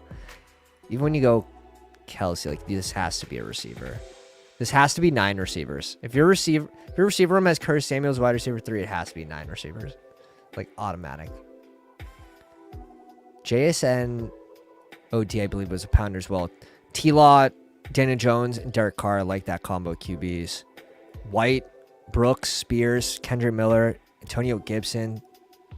30% Gibson in the Eliminator. I like this team. You're trying to get it to a spot where Brooks gets maybe a larger role or is a little more healthy entering, week 3, week 4. 3 QBs. Hill, Samuel, Neighbors, Kirk, AD, Leggett, Slayton. Receiver room kind of sketches me out with 3, not even 3 rookies. We'll count it as Leggett and AD. Gets the double stack, gets the bring back with AD. Andrews and Ingram. Okay, so very strong at tight end.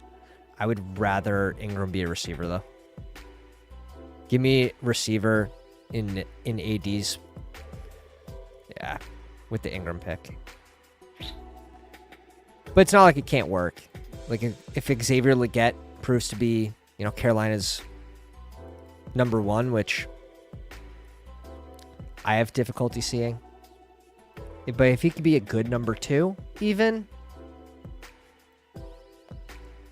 could work. AD more of a spike week guy, but you should see him in 2 wide receiver sets. I just like a little more security. I draft like an old man in these contests. I don't think it's a bad strategy. We get the 1 spot going 3 RB start. Okay, here we go. Does the 7 spot want to match? Does the 7 spot want to match him? Jake, which one, what was your team name? It always throws me off when the YouTube name doesn't match the Underdog. Damn. Cooper Kupp here would have been sick. But even if we had bye week 6 already, I would have been fine bringing him in. All right, let's go Diggs over Tank Dell for the first time in a while. The first time in a whole while.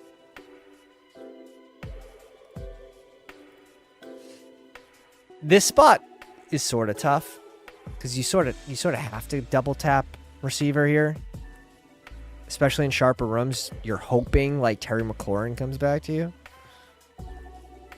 which isn't going to happen at 57.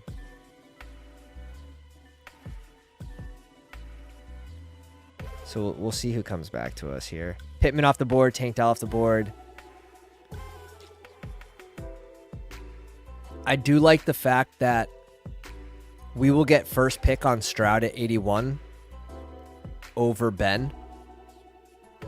So he would have to bring in Stroud at 62, which no one wants to do. Not when you see him slide to the 80s every other draft. So we should get first pick on Stroud if he falls past the Nico drafter, which is another pounder. He'll have first dibs at 77. Just something to keep an eye out for.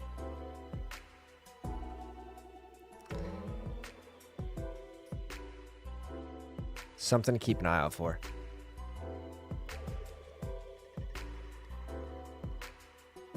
Jake C36. Yeah, I'll pull up that team after our draft. Jake C. Okay. Let me go to completed.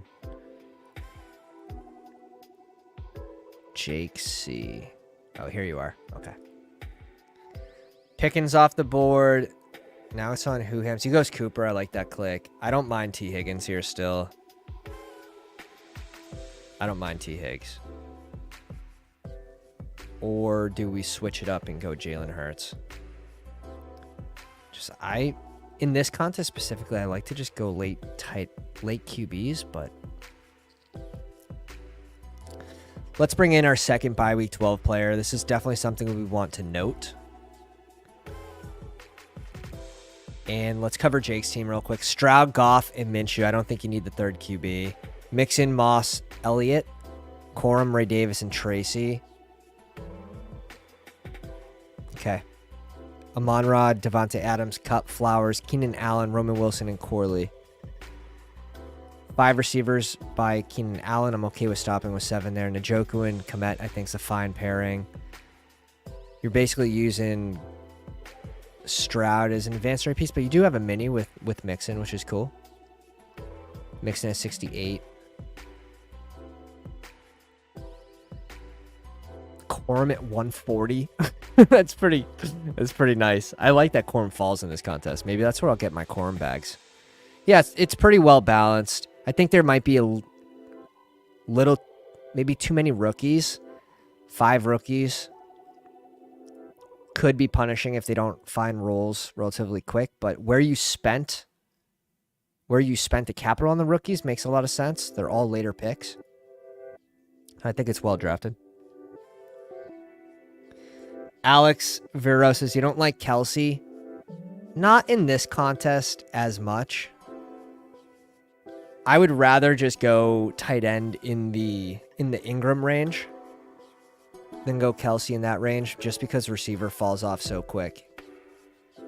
So it's not that I'm not on Kelsey this year. So it's a combo of both things. Me not being on Kelsey and the fact that receiver falls off. Those things combined makes me just want to go Ingram in his range.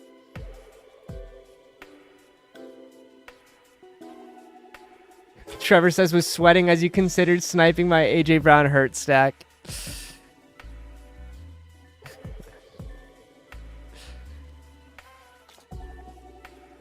Cheese pairs Kelsey and Mahomes. The 7 spot has 0 receivers through 4 rounds. The 1 spot brings in their first receiver at round 5.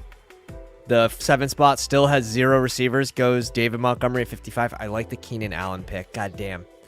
We do get Terry to fall back to us at 57. Okay. So double bye week 14, double bye week 12.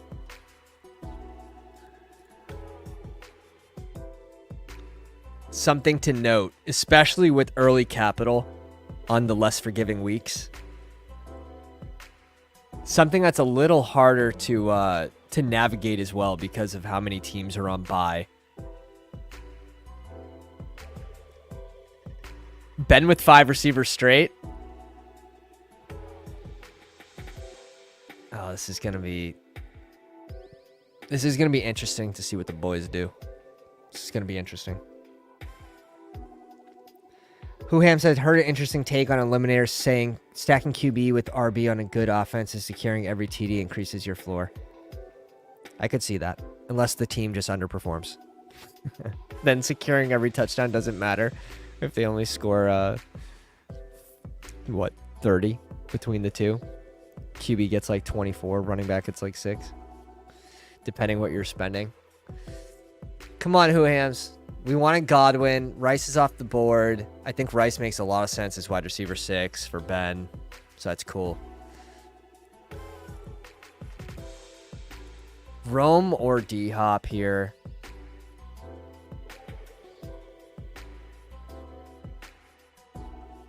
Rome or D-Hop? We do a lot of D-Hop, but I think for good reason. For good reason. I mean, there's multiple. The bye week 5, he's our first bye week 5 player. It's a more forgiving week than bye week 7. And rookies with their roles, it's kind of muddy in Chicago with DJ Moore as well as Keenan Allen. And Komet's a pass catching tight end. Like, Komet can be a decent target for Caleb in the red zone. So it will be interesting to see how some of these things shake up. The Denver running back room is one that is going to be interesting, whether anyone pays off. And then you have the Chicago receiver room. Like, those are 2 rooms that I'm really, really curious to see how they pan out this year. So we start with Breece Hall, and then we go 5 receivers straight with Waddle, Diggs, T. Higgins, Terry McLaurin, and DeAndre Hopkins. Bringing a bye week 5 guy. We have to find a way to dance around bye week 12 and 14 now. You don't want to spend... It's not even the amount of picks. We only have 2 right now, but it's the amount of capital that we're spending there that makes it a little tougher.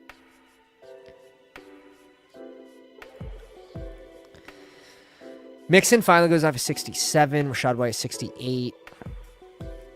Man, these teams do turn out. In my opinion, on the back, it is a little tougher to build. But Terry McLaurin at 57. D-Hop is 64. And we're definitely on the recovery road for a running back start. So most likely a hero running back build.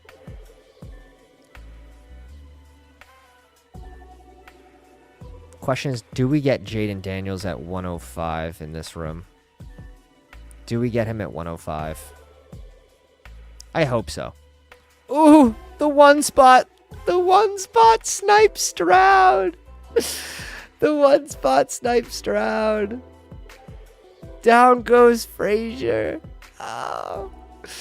Oh, damn, Jake. I feel bad. You have to think Jake was going Stroud at 77 to pair with Nico.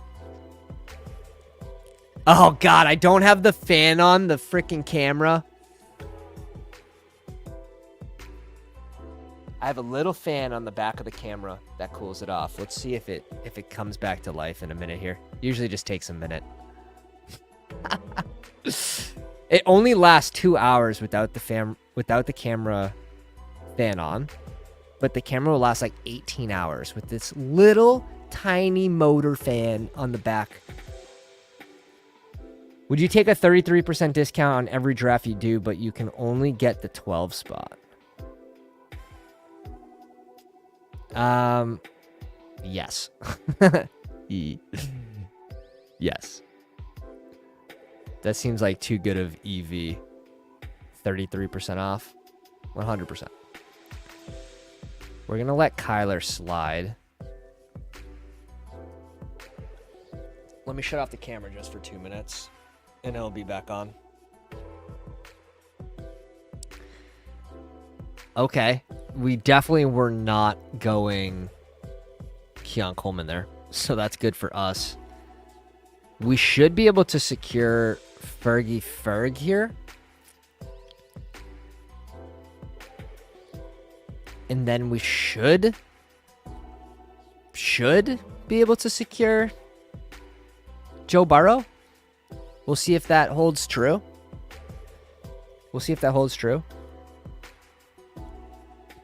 I know, no. I'm going to have the Elgato face cam hooked up. I still have my old camera, which is like pretty good. It's just it's a webcam.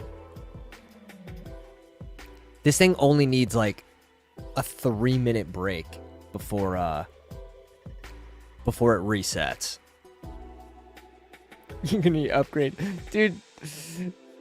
Equipment's so expensive. I ended up going with a pretty good camera, but every camera overheats. So if you don't have this little fan from China, the camera overheats pretty quick. Stevenson, give us one of these. And we're back. We're back, baby. You had to see my face. You had to see my face just in case Joe Burrow gets sniped. I'm going to be in a whole world of pain. But the boys wouldn't do that to me. The boys wouldn't do that. Who Hams wouldn't do that. Let's go. We get to bring in the correlated piece with Burrow and T. Higgs. We get Ferguson. This draft feels better than the others. Just the way it's falling to us. Now, we're pretty happy. We're pretty happy to bring in Jaden Daniels if he comes back to us.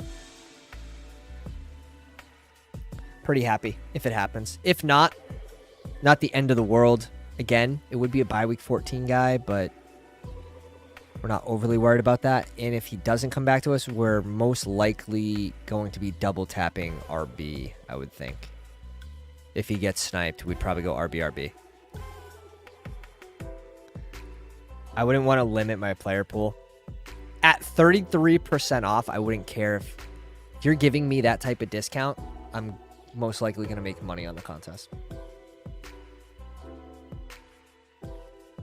Just from roster construction alone.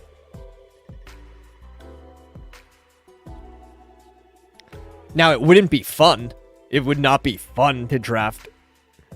And this is the comment. Would you take a 33% discount every draft you did, but you can only draft from the 12 spot? It would not be fun to draft from the 12 every time. But that doesn't mean you can't get different combo starts. Romeo Dobbs at 96. The one spot trying to recover. This is his third receiver. And he just goes, yeah, nah, I don't need another receiver. DeLudo gets tragically sniped on Dak. But I think DeLudo had to go receiver here anyways. He only has 3. I don't think he could afford to go Dak. So I'm surprised he didn't go receiver and then Dak. He actually says screw receiver. I don't like this range, which no one does. And goes Bowers. Interesting. Interesting. All right, we got to bring in the heavy gun here. The big old water bottle. We got to hydrate before this next click.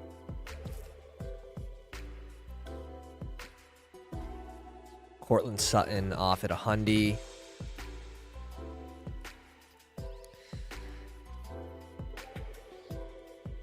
Yeah, and BBM, absolutely not.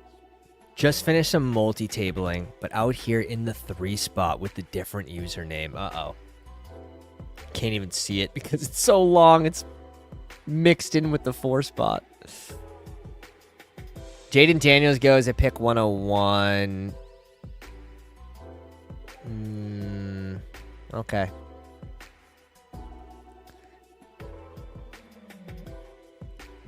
This is probably Singletary here because the boys are going to be after me.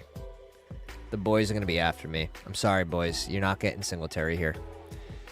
You can take your Palmer click. Take your Palmer click and be happy with it. You're not getting my boys. You're not getting my boy Motor here. I'm sorry. I'm sorry. It's just not. It's not going to happen. Spears off at 107.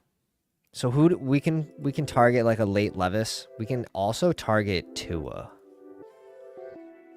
But where do we want him? At 126, we're going to be battling with the Hill team who doesn't have a QB. He's not going to pass twice on Tua without a QB. So if we want Tua, it would have to be at 112. Just something to note. And then on our next 2 picks, we'd basically be trying to go RB with 129 and 136. If we go Tua here, we'd probably double tap RB. It could work. Just so much more punishing drafting on the back here.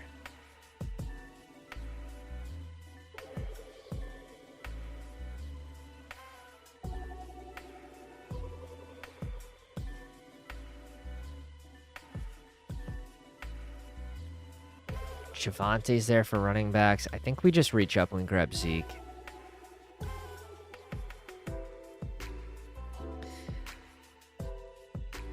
Zeke's another one. We're at 34%. This is the range that I think he should go in. Right near Javante. Javante, it's just... I have a tough time clicking him. And maybe here was the spot as a bring back, but I'd rather just go maybe estimate at the end or even mixing in Jaleel McLaughlin. Zeke, at least, you can sort of project that he's going to be the goal line guy, which they missed. They did miss Zeke last year on the goal line because Tony Pollard couldn't get it. He couldn't get it done.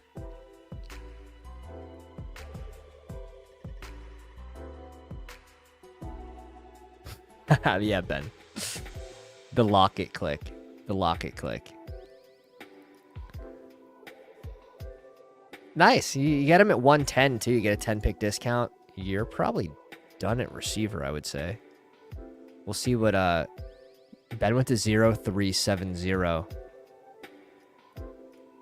We start with the 1-5-3-1. A little more balanced this draft. It's already looking like this will be six running backs.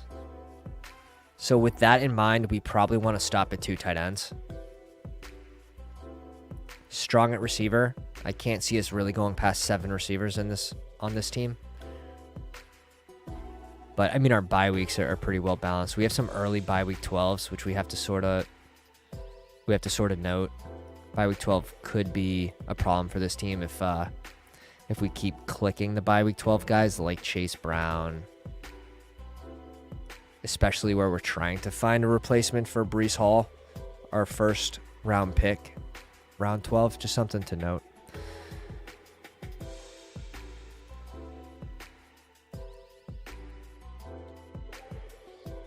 Okay, does the 3 spot pass on Tua? This would be so sick if he did.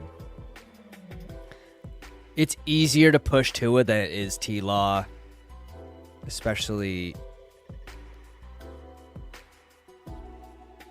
Yeah, he goes T-Law and Tua. I like the pairing. I like the pairing. I like this pairing. I like this pairing. Must be nice to be on the front of the board. What's it look like over there? You know? What's it look like over there? The Ludo getting two out of the 3 drafts. I don't know if he was in all 3, but 2 of them being in the 2 spot. Getting that stream luck. Blake Corum at 126. Definitely would have been an option for us. Please, someone click Chase Brown. Do it now. Kirk Cousins off the board at 127. Nice. Okay. This is going to be a Charbonnet click for us.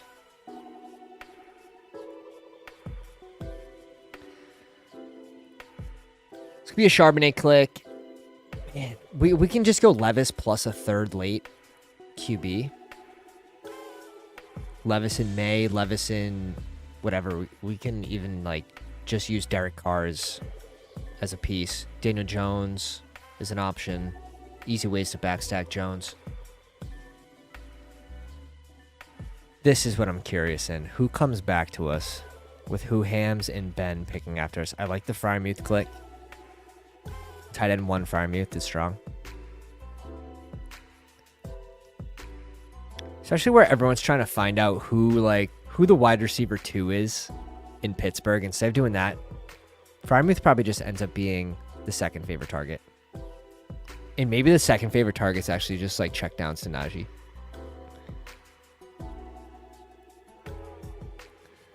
Yeah, it's just something we have to think about. And it's smart to look ahead. It is smart to look ahead. Look at the fall on Wicks. Do you guys not know ball? Do you guys not know ball? Fuck. I can't go Wicks. It's against the brand. I don't mind going Lloyd here. Let's catch up. Let's catch up at RB. Breece Hall, Singletary, Zeke, Zach Charbonnet, and Marshawn Lloyd. We bring in 2 bye week 10 players in those middle rounds. Keeping a nice little balance here. And it's a player that I want on this team. So we'll push off receiver 1 more round, and we'll see if we can get someone to fall to us. But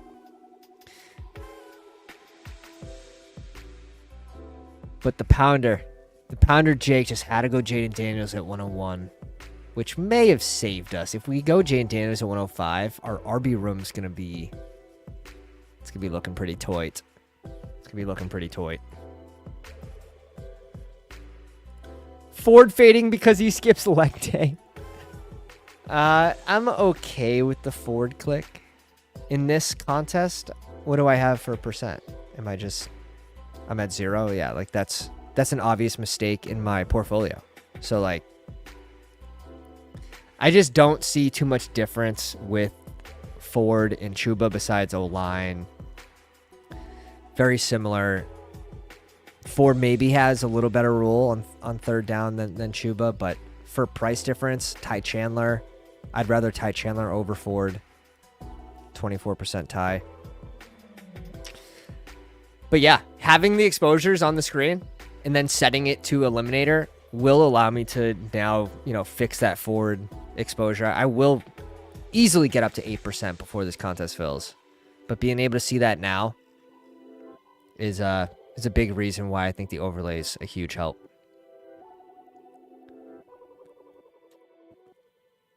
So now the pick bias. If Ford's here, I do like Charbonnet ahead of Ford, personally. Because I think end of season, there's a realm of possibilities in which Zach Charbonnet doesn't need an injury in front of him, to the RB in front of him, to have a big role. Where Ford, where you're expecting Chubb to return, whatever health he might return to, he just has a different line of being successful. It would be a Chubb re-injury. It wouldn't be Chubb like him just beating out Chubb. It's not in the realm of possibilities. He would need an re-injury to Chubb, which The chance is there. The chance is definitely there. Should have a pretty big role earlier in the season. Could sell that, but so could Zach Charbonnet. So I have these two. I have Charbonnet just ahead of Ford.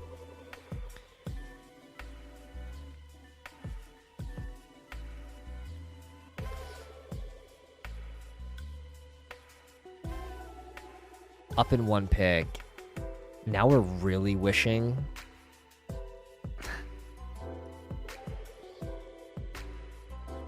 I like the Demario Douglas click here too. Bye week 14. Not a bad thing. I also like Luke Musgrave in this spot, but I think we could put off tight end. Let's go Douglas here.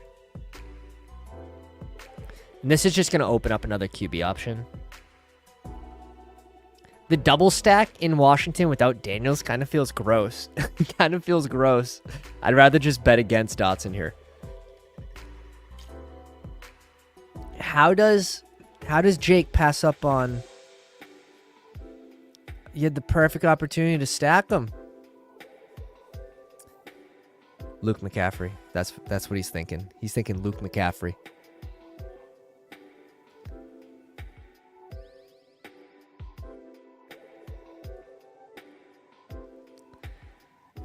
Nope. Dotson off the board at 156. Chuba off the board at 154.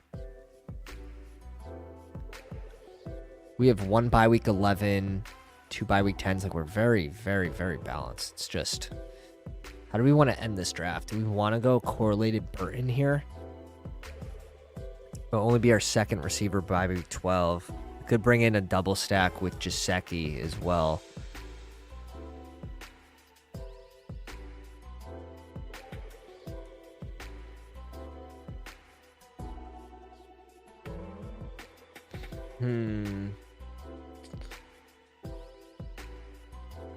Come on, boys. Do what you may. Do what you must. Ben with the 0-4, 0-5-7. Okay, he goes Deshaun. For me, I think we put off receiver with this click. It's between Noah Fant.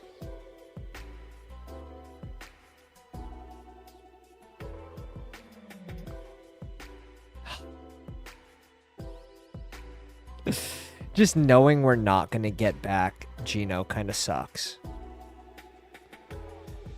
But I think we go Fant here anyways. Bringing this little mini correlation with Charbonnet and Fant. With the 5% chance we get Geno Smith back to us, it's worth it. It's worth it. With the 0% chance we get Geno Smith coming back to us. It's just like, if we don't go Fant here, we're probably going to go Levis, 17 picks before ADP, and that doesn't feel great. With a lot of teams before us already having two QBs, every team except for Cheese and the 2 spot, I think it was worth the risk.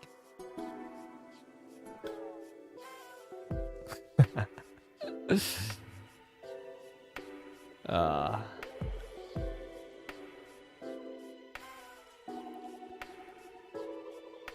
177, 184. Okay. Probably ends up being 3 QBs. I'm comfortable just using a naked QB as an advanced rate play as well. That's what we might have to do, especially if we want to bring in, Drake May.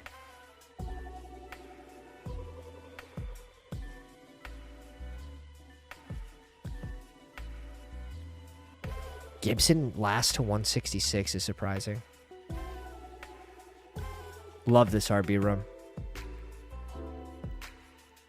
Love the RB room. Double tap Trevor and Tua. This is ending up being a really nice draft by Pounder in the 3 spot. 5 receivers through 6 rounds.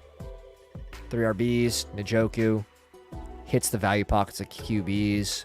Josh Downs at 142. Ty Chandler and Tony Gibson. Having a really, really nice run.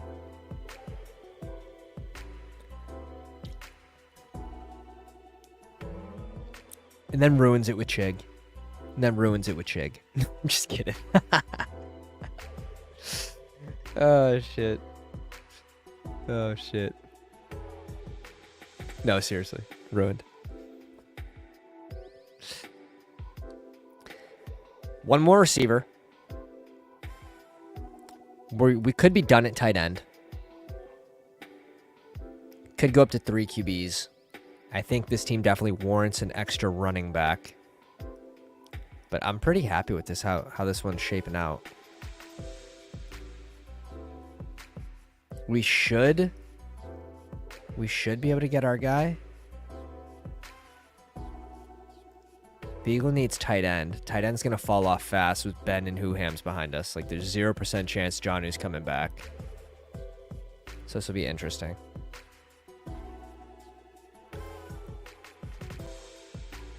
Ray Davis is sliding 10 picks. Demarcus Robinson's on the board.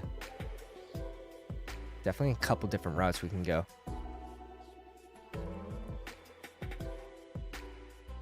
He goes Bucky. We do successfully push Levis. Bringing our second bye week 5 play. Feels good. Yeah, Jonnu was not coming back. That was a fact. All right. All right, we find some correlation. Now we wait. Now we sit and we frickin' wait. It's the worst. It's the worst. Oh, man. There are 2 clicks that I want to come back to us. 2 clicks that I'll be happy with. Fuck. There goes one of them. Oh, my God. The uncorrelated Drake May click. No, it's not. It's with Stevenson. We'll give it to him. We'll give it to him. He's just trying to cover bye week 12. Which, can you comfortably do that with anyone besides Bryce Young?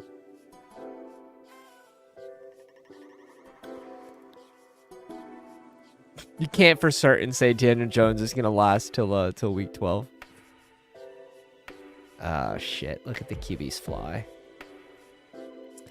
Look at them QBs fly. Drake May was going to be the guy. But I think we just have to reach up and get Danny Dimes here.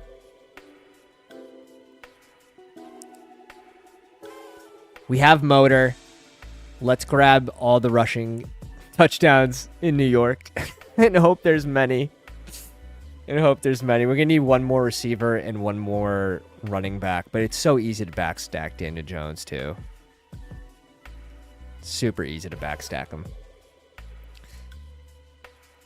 We have week 15 and 16 turned off if you're just joining us on the overlay. We just have week 17 turned on because the playoff weeks, week 15, 16 are just 50% advance rate. Was it 5 out of 10? Yeah, 5 out of 10, which you can see on a little hover option from Josh here at bestballoverlay.com. You suck. Yeah, bro. Sorry, man. There's no way Daniel Jones is going after ADP in this room. There's no way. And the one time we don't have a Carolina piece,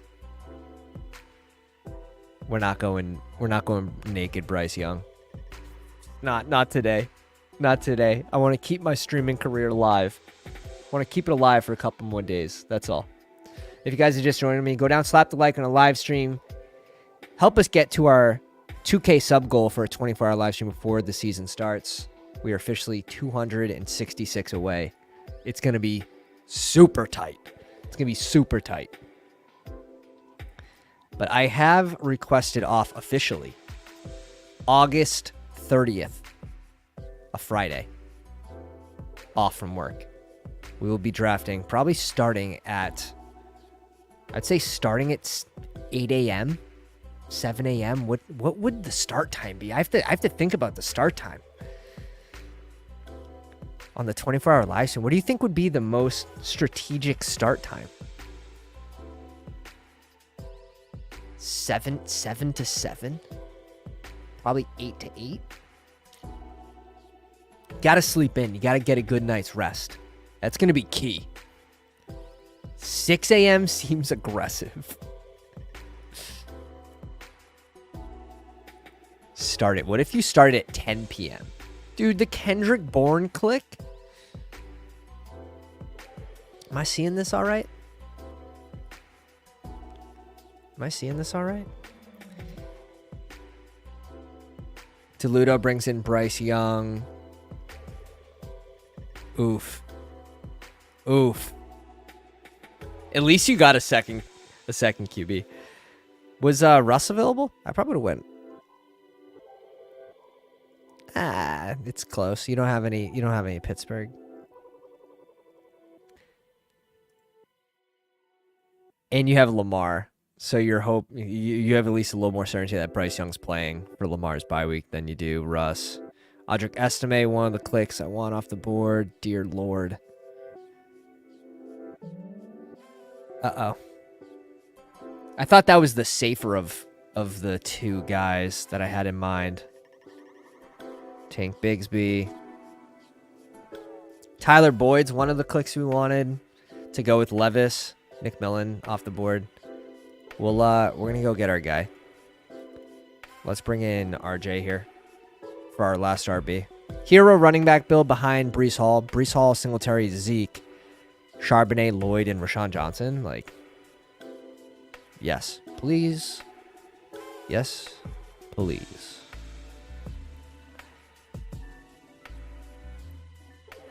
So what's this end up being? A 3-6-7-2? I like that. Waddle, Diggs. We have we have 3 receivers on bye week 14. Meaning we have Waddle, T. Higgs, and DeAndre Hopkins.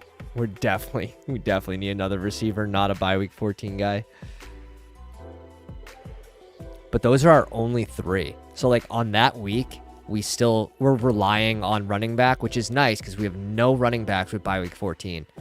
So we're most likely getting our flex from, well, you have to. But after our next pick on receiver, we'll probably still be getting our flex from RB. How's Zeke's ADP still in the 120s? I don't know. He's my most drafted player in a limb. It's up there with RJ at 34%. Did someone? Okay. I was going to say, I was like, there's no way we got sniped on both Giants. I like the Dortch click there. I like the Tyler Boyd click if he was on the board. But for us, we're probably pairing one of these two. I've been doing more Hyatt than Slayton. Just give me the guy that's drafted less, basically. I also don't mind the Tolbert click. We have 3 bye week 7s. Let's stay off it for now. Let's stick to our guns on Hyatt. So at least we have 4 receiver options for bye week 14. But this bye week 14 could be tough for this one. So I'll go back. I'll rename it like bye week 14. And that's if it makes it that far, right? But 3 QBs we'll have the option from on that week as well. So I think it ends up being okay. But with this Demario Douglas click, could we have gone with someone different? Jahan Dotson was there, but also bye week 14, right? Yeah, wouldn't have mattered. We were between those two. I don't think we really had an option. So that'll be a tough one. Ant, what's up, baby? What's going on, man? Jake said not liking this draft for me. There's a lot of pounders in this room, so the team is not going to look as strong. But if you go through every team, they'll probably all sort of look a little weak. Look at Ben going 3 last round QBs. Derek Carr, Russ, and Gardner Minshew. Oh my God. Andrew, where are you drafting from? We're not covering teams that stay rogue in the draft room to the last second. There's no way. We're not doing that. We're not doing that. Not today. Is Ayuk finally going to a good team? Oh, that's crazy. That's crazy. Let me mark this real quick.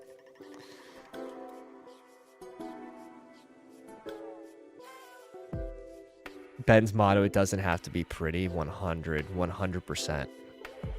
All right, DeLuto in the 2 spot again, somehow.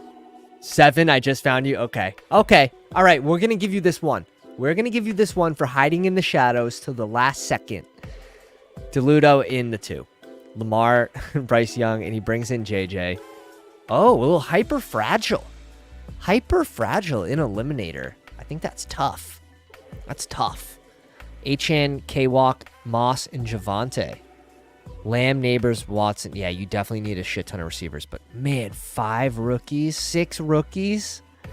Yo, DeLuto just... How many rookies does his team have? Is this the big board? 1, 2, 3, 4, 5, 6, 7, 8 rookies? Boys, did DeLuto just light $10 on fire?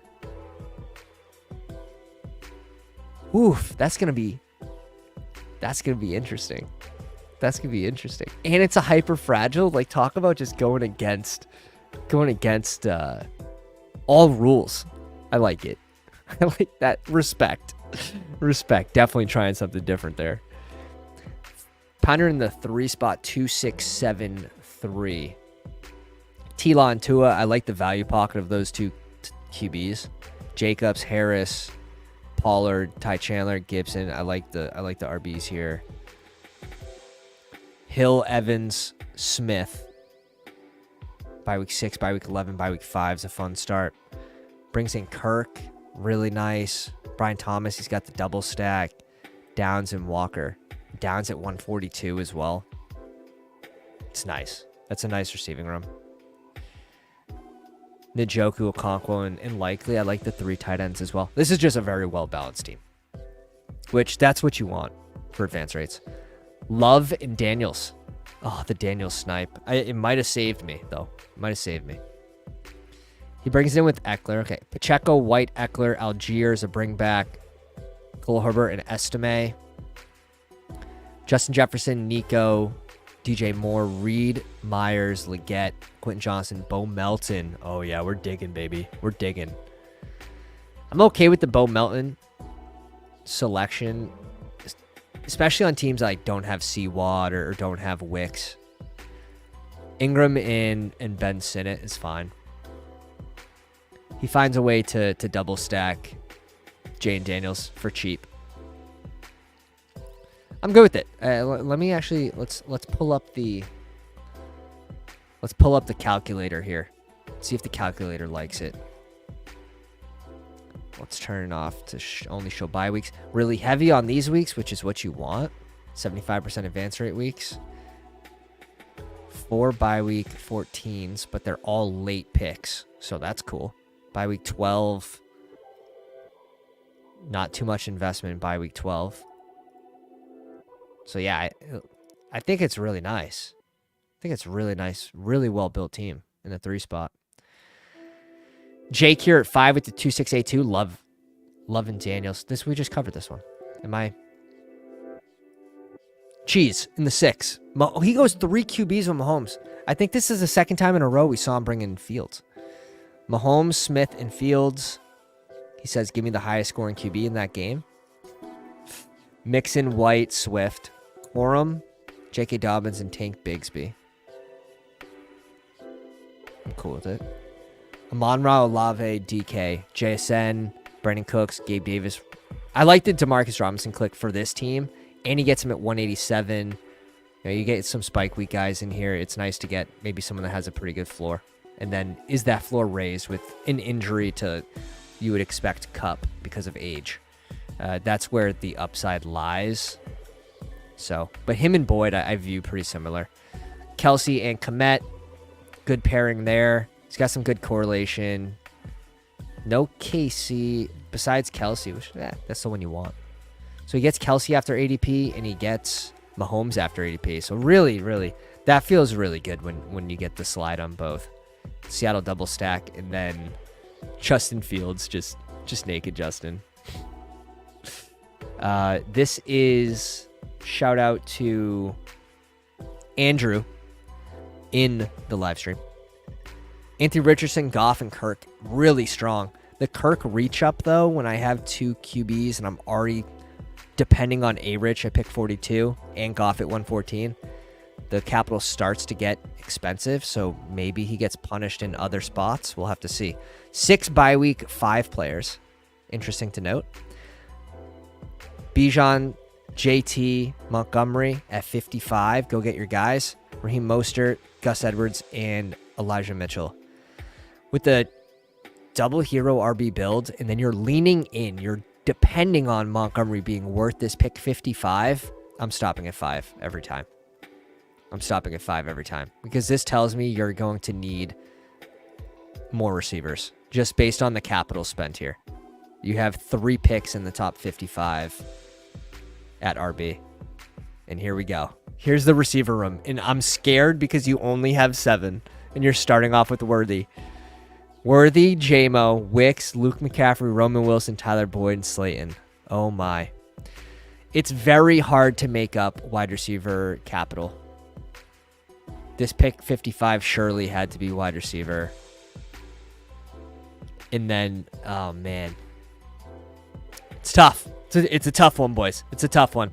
I like the boy click. You try to recover with it, but you need more weekly floor, high floor, and you need more weekly. You just need more players. More players earlier at receiver. It's just so much safer. Walker, nice value at the end. I'm stopping at 4 RBs with this build. I think I could be convinced at 5. But yeah, 4 RBs by Mostert. My next pick would probably be in the 170s, 190s, even 200s last round pick. But you definitely have to stop at 5 here. Definitely. You live and you learn. 8 spot. In the live stream, Hurts and Staffy's a fun pairing. Warren B-Rob, Chase Brown, Kendre, Wright, and Bucky Irving. I'm okay with this group. You're definitely leaning into some shit having to go right, but 2 RBs by B-Rob. He goes 6, definitely needed. AJ Brown, Debo, Cup, Keenan Allen, Deontay Johnson. I like this. I like what he's doing here. All different bye weeks. Keon Coleman and McMillan.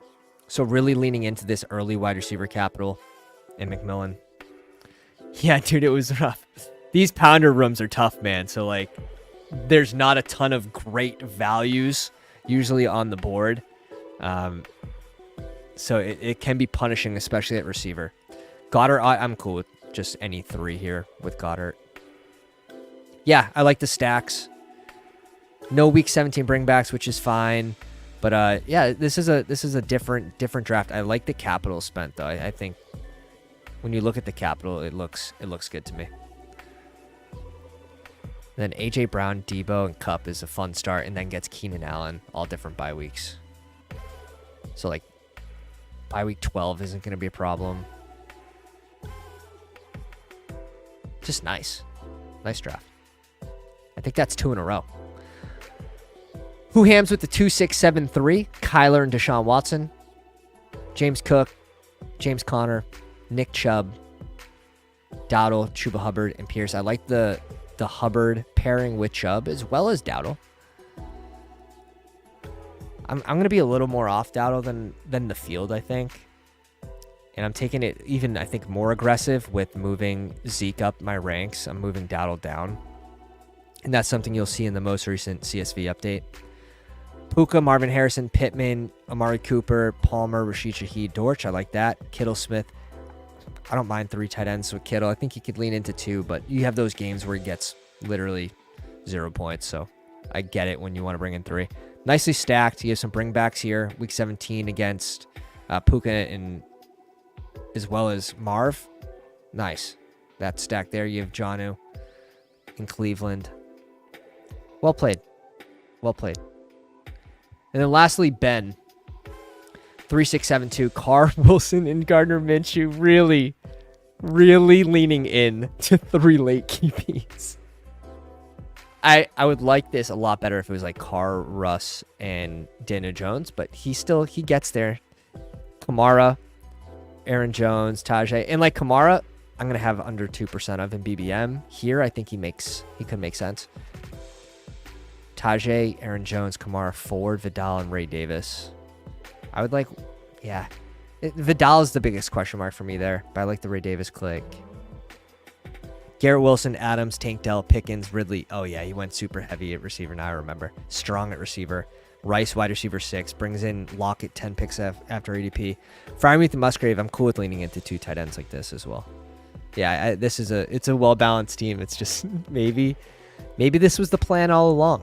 He had Devontae Adams. He's betting on the mustache. He's betting on the mustache. Derek Carr, just an advanced rate click, but he pairs him with Kamara, so he finds correlation there too. And then we finish off with the 3-6-7-2, Burrow, Levis, and Daniel Jones. Breece Hall, Singletary, Zeke, Charbonnet, Lloyd, and Rashawn Johnson. Really happy with that. Happy with the QBs. Waddle, Diggs, T. Higgs, McLaurin, D-Hop, Douglas, and Hyatt. Find correlation with all 3, and then Jake Fergan and Fant. Fun one from everyone. I think everyone did really well. So, Pounders, if you had a fun time in the stream, if you're still with me, I'm assuming you did, go down, slap the like before you leave, hit the subscribe button, and if you guys want the overlay, bestballoverlay.com, promo code all caps Pounders for 33% off, and we'll catch you on the next one. Pounders.